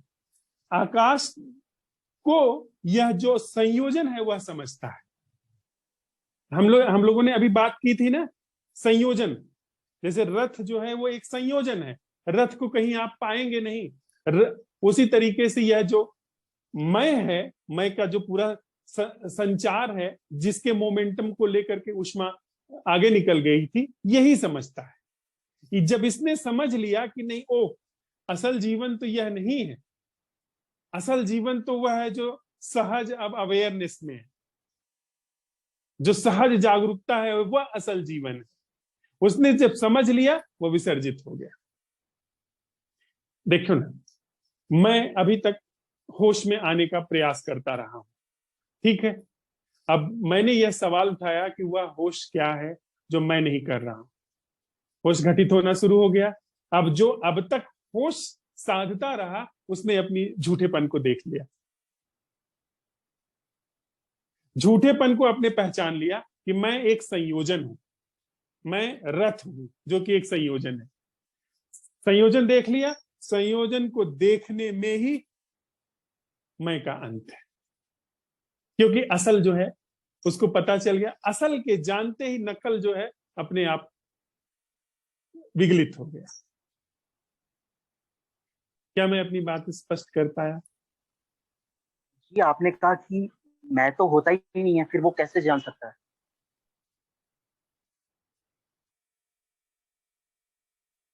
मैंने यह कहा कि मैं तब तक होता है जब तक वह उसको नहीं जान लेता। उसको जानते ही यह मैं विसर्जित हो जाता है।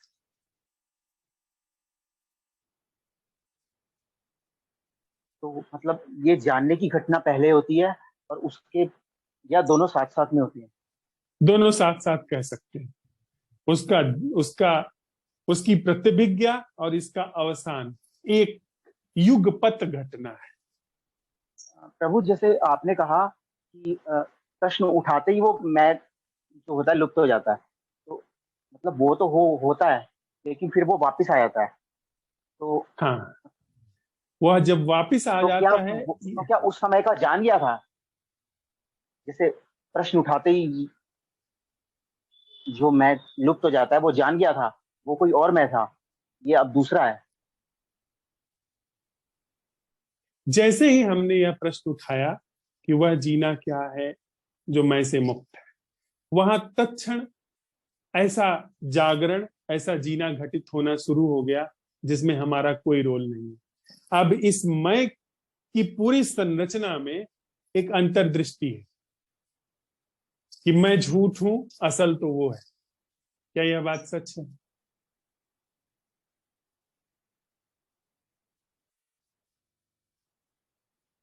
पहले था कि मैं ही सर्व सर्वा हूं, पर अब यह बात स्पष्ट हो गई है बोध में, अंतर्दृष्टि में, कि मैं यांत्रिक हूं, बनावटी हूं, असल तो वो है जो कि मुझे अभी स्पष्ट रूप से नजर आया। जी, तो सत्य मतलब उतना ही है कि मैं नहीं हूं। मैं नहीं हूं, पर ये इंटेलेक्चुअल भी हो सकता है। इंटेलेक्चुअल होने का मतलब है कि आपने निष्कर्ष ले लिया कि मैं नहीं हूं, पर जीवन में कोई अप्रमाद नहीं।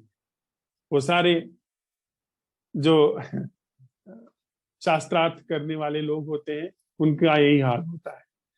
कोई आत्मवादी है, कोई अनात्मवादी है, तो वो शास्त्रार्थ करते चल रहे हैं। वो एक पक्ष वो रख रहा है कि हाँ आत्मा है, वो कह रहा है नहीं, अनत्ता है, अनात्मा है।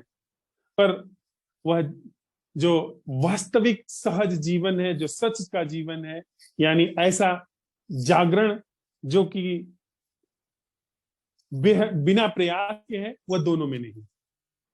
पर हम आप अगर इस प्रश्न को उठा रहे हैं, तो इसका मतलब अंतर्दृष्टि हुई।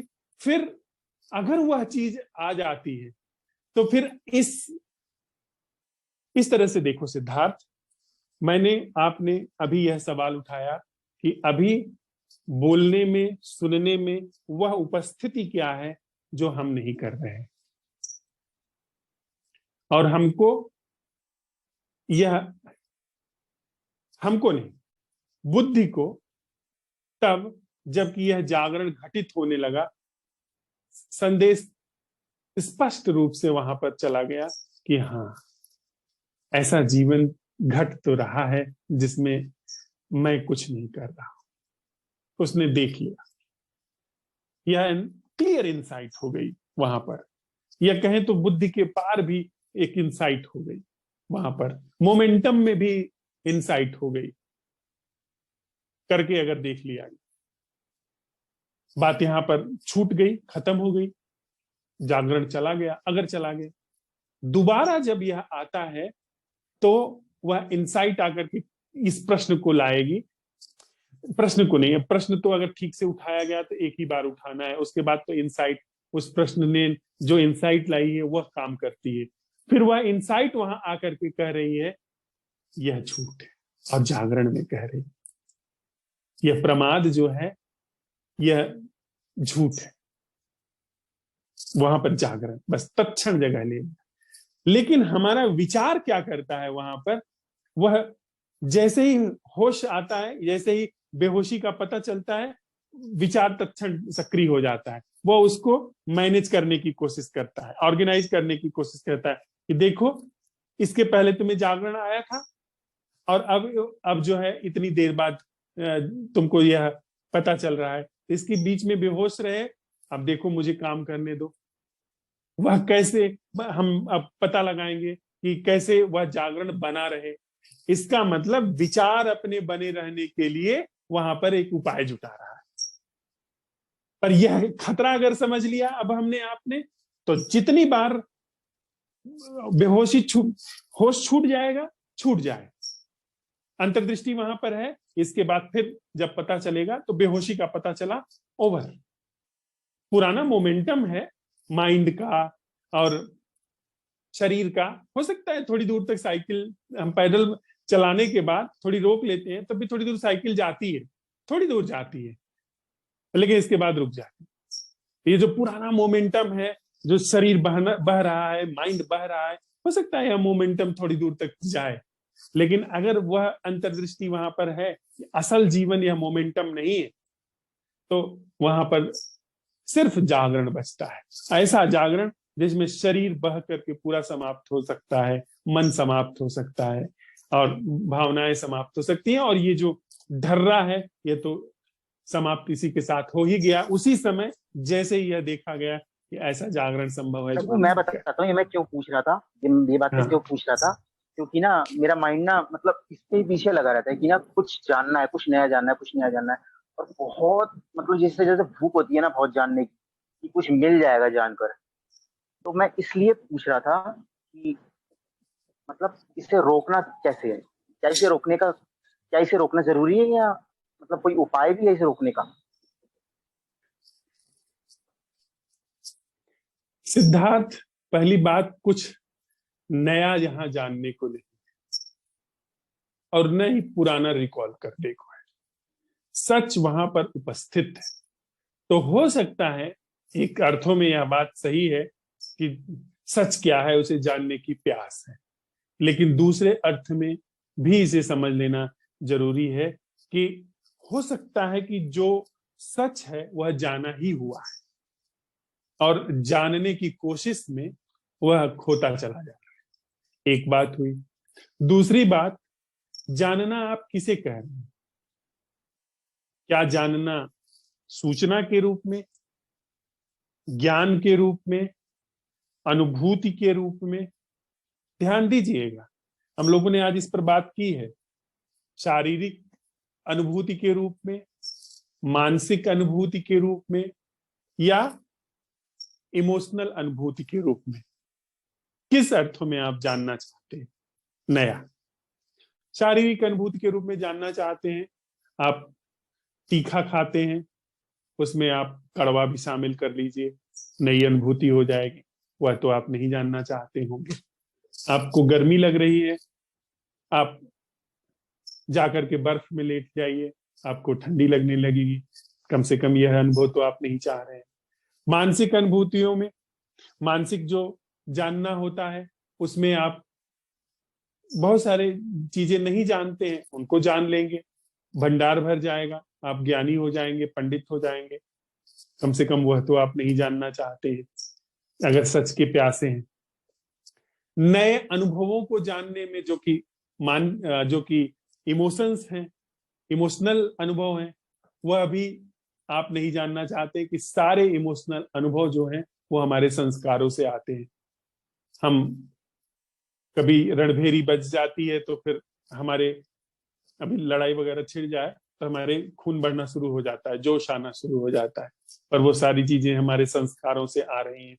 जहां हम मारने के लिए जोश से भर रहे हैं, वहीं दूसरा हमें मारने के लिए जोश से भर रहा है। वही स्थिति है। ऐसा भी आप नहीं जानना चाहते। फिर सेंस ऑफ बीइंग, जो सिर्फ होने का अनुभव है, वह होने का अनुभव भी सेंसेस से जुड़ा हुआ है, चाहे वे सेंसेस शारीरिक से लेकर के और इस तल तक हो जिसे हम भावनात्मक तल कह रहे हैं। तो वह लोग कहते हैं सेंस ऑफ बीइंग तो कहीं नहीं आता जाता, पर सेंस ऑफ बीइंग भी सेंसरी परसेप्शन का जरा शोधित रूप है बस, लेकिन है वो सेंसेस के ही गर्भ में। और हमने अभी लौ के माध्यम से, प्रकाश और ऊष्मा के माध्यम से इस पूरे मामले को थोड़ा सा समझा भी। क्या जानना चाहते हैं आप?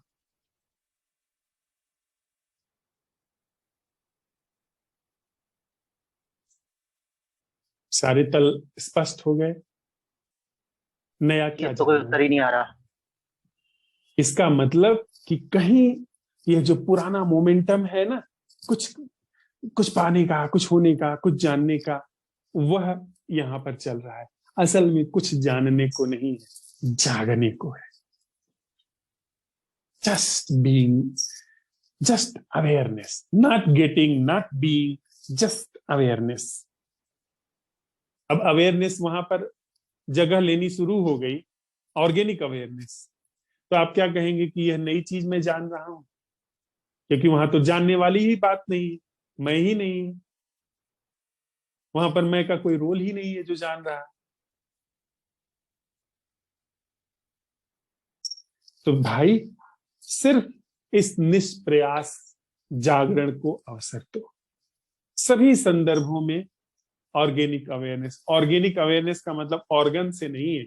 ऑर्गेनिक अवेयरनेस का जब हम प्रयोग करते हैं तो ऐसी अवेयरनेस जो आर्टिफिशियल नहीं है, जो बनावटी नहीं है, अवेयरनेस मात्र। तो जागरण को अवसर दो। सूत्र तुम्हारे हाथ में है।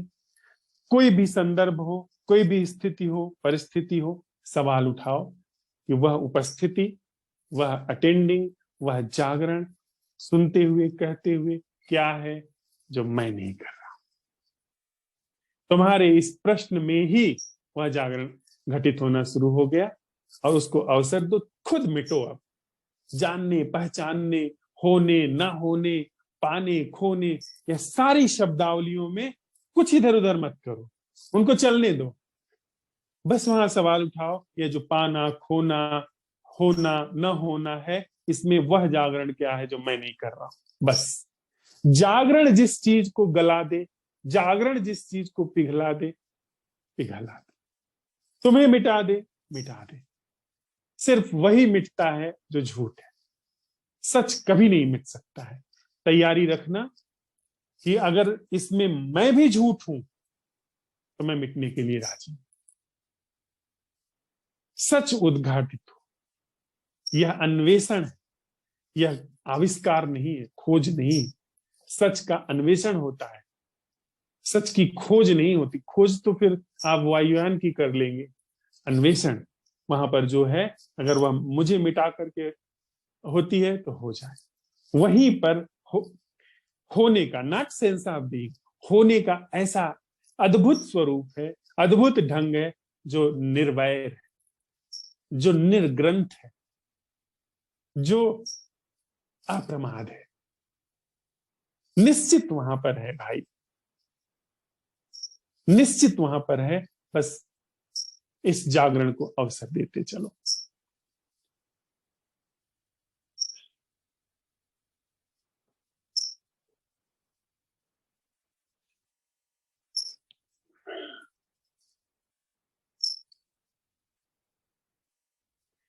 सुरोमिता जी, कुछ आप सुनाना चाहें?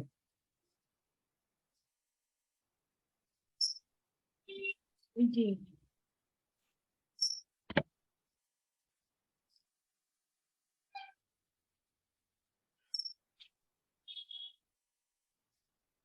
थोड़ी देर के लिए बैठते हैं, इसके बाद सुरोमिता जी कुछ हम लोगों को सुनाएं।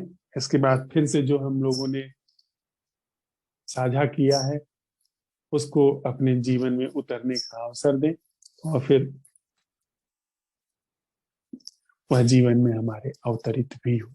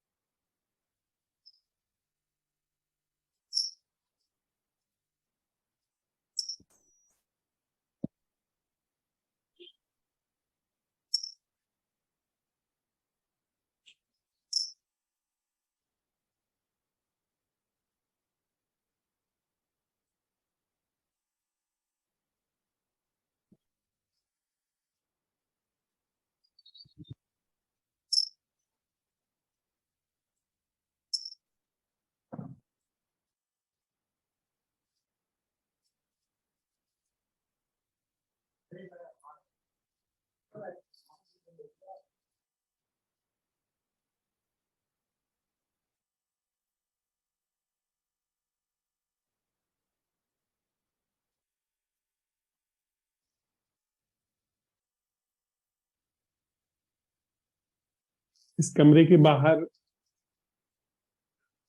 चिड़िया हैं जो बदल बदल के आके रहती हैं। कभी कोयल आकर के यहाँ पर रहती है, फिर हो सकता है कि वो अपना जगह बदल देती है। आज तो कोई दूसरी चिड़िया आकर के रह रही है। अभी अभी बारिश हुई है, चारों तरफ बिल्कुल पेड़ धुल गए हैं और उनकी जो पत्तियों की कोरे हैं उससे एक एक बूंद पानी टपक रहा है। सुरमिता जी। जी।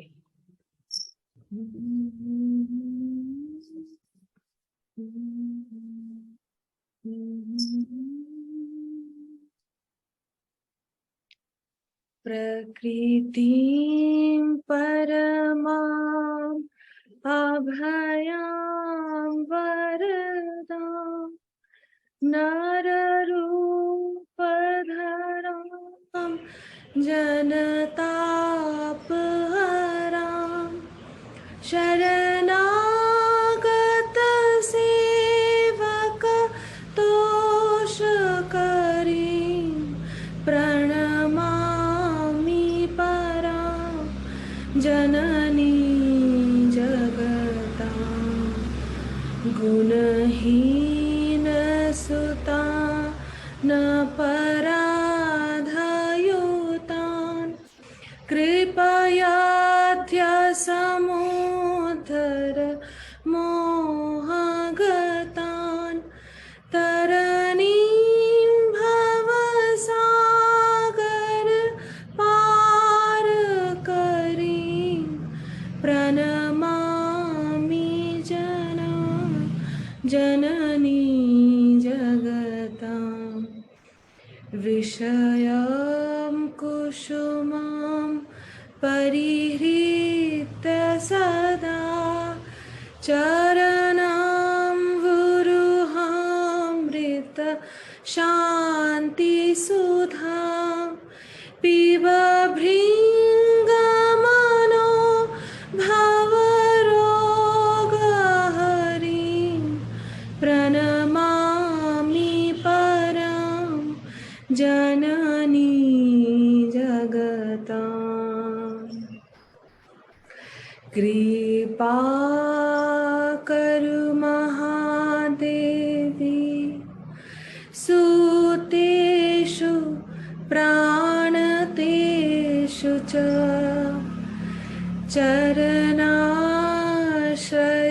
चरणाश्रयदानेन कृपामयि नमोऽस्तु ते लज्जापातवृते नित्यं शारदे ज्ञानदायिके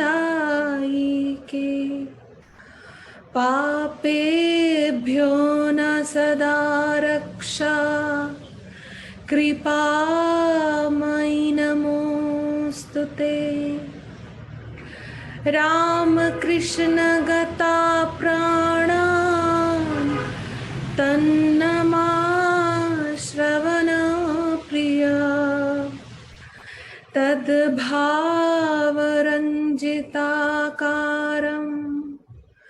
प्रणमामि मुहुर्मुहुः।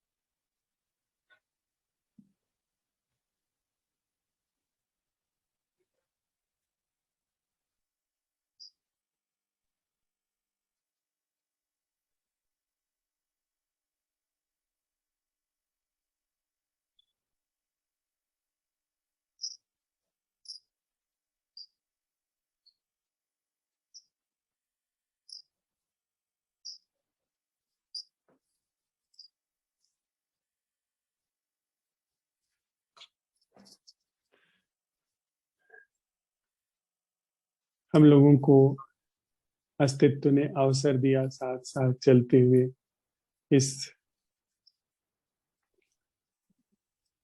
रहस्य को उद्घाटित करने का, अनावृत करने का, जिसे मृत्यु कहते हैं, और मृत्यु के बाद जिसे पुनर्जन्म या जिसे पूर्व जन्म कहते हैं। और हम लोग इस बिंदु पर पहुंचे कि वह जैसा हम समझते हैं मृत्यु वैसी मृत्यु नहीं, जैसा हम पुनर्जन्म समझते आए थे वैसा पुनर्जन्म नहीं। वस्तुतः वह जिसे मृत्यु या पुनर्जन्म कहते हैं, उन सारी चीजों की जो जड़ है वह अभी और यही है। उन सारी घटनाओं की जड़ अभी और यही है।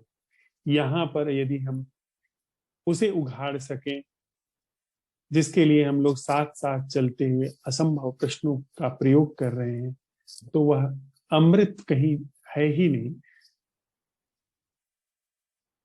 वह अमृत वही है, वही विद्यमान है।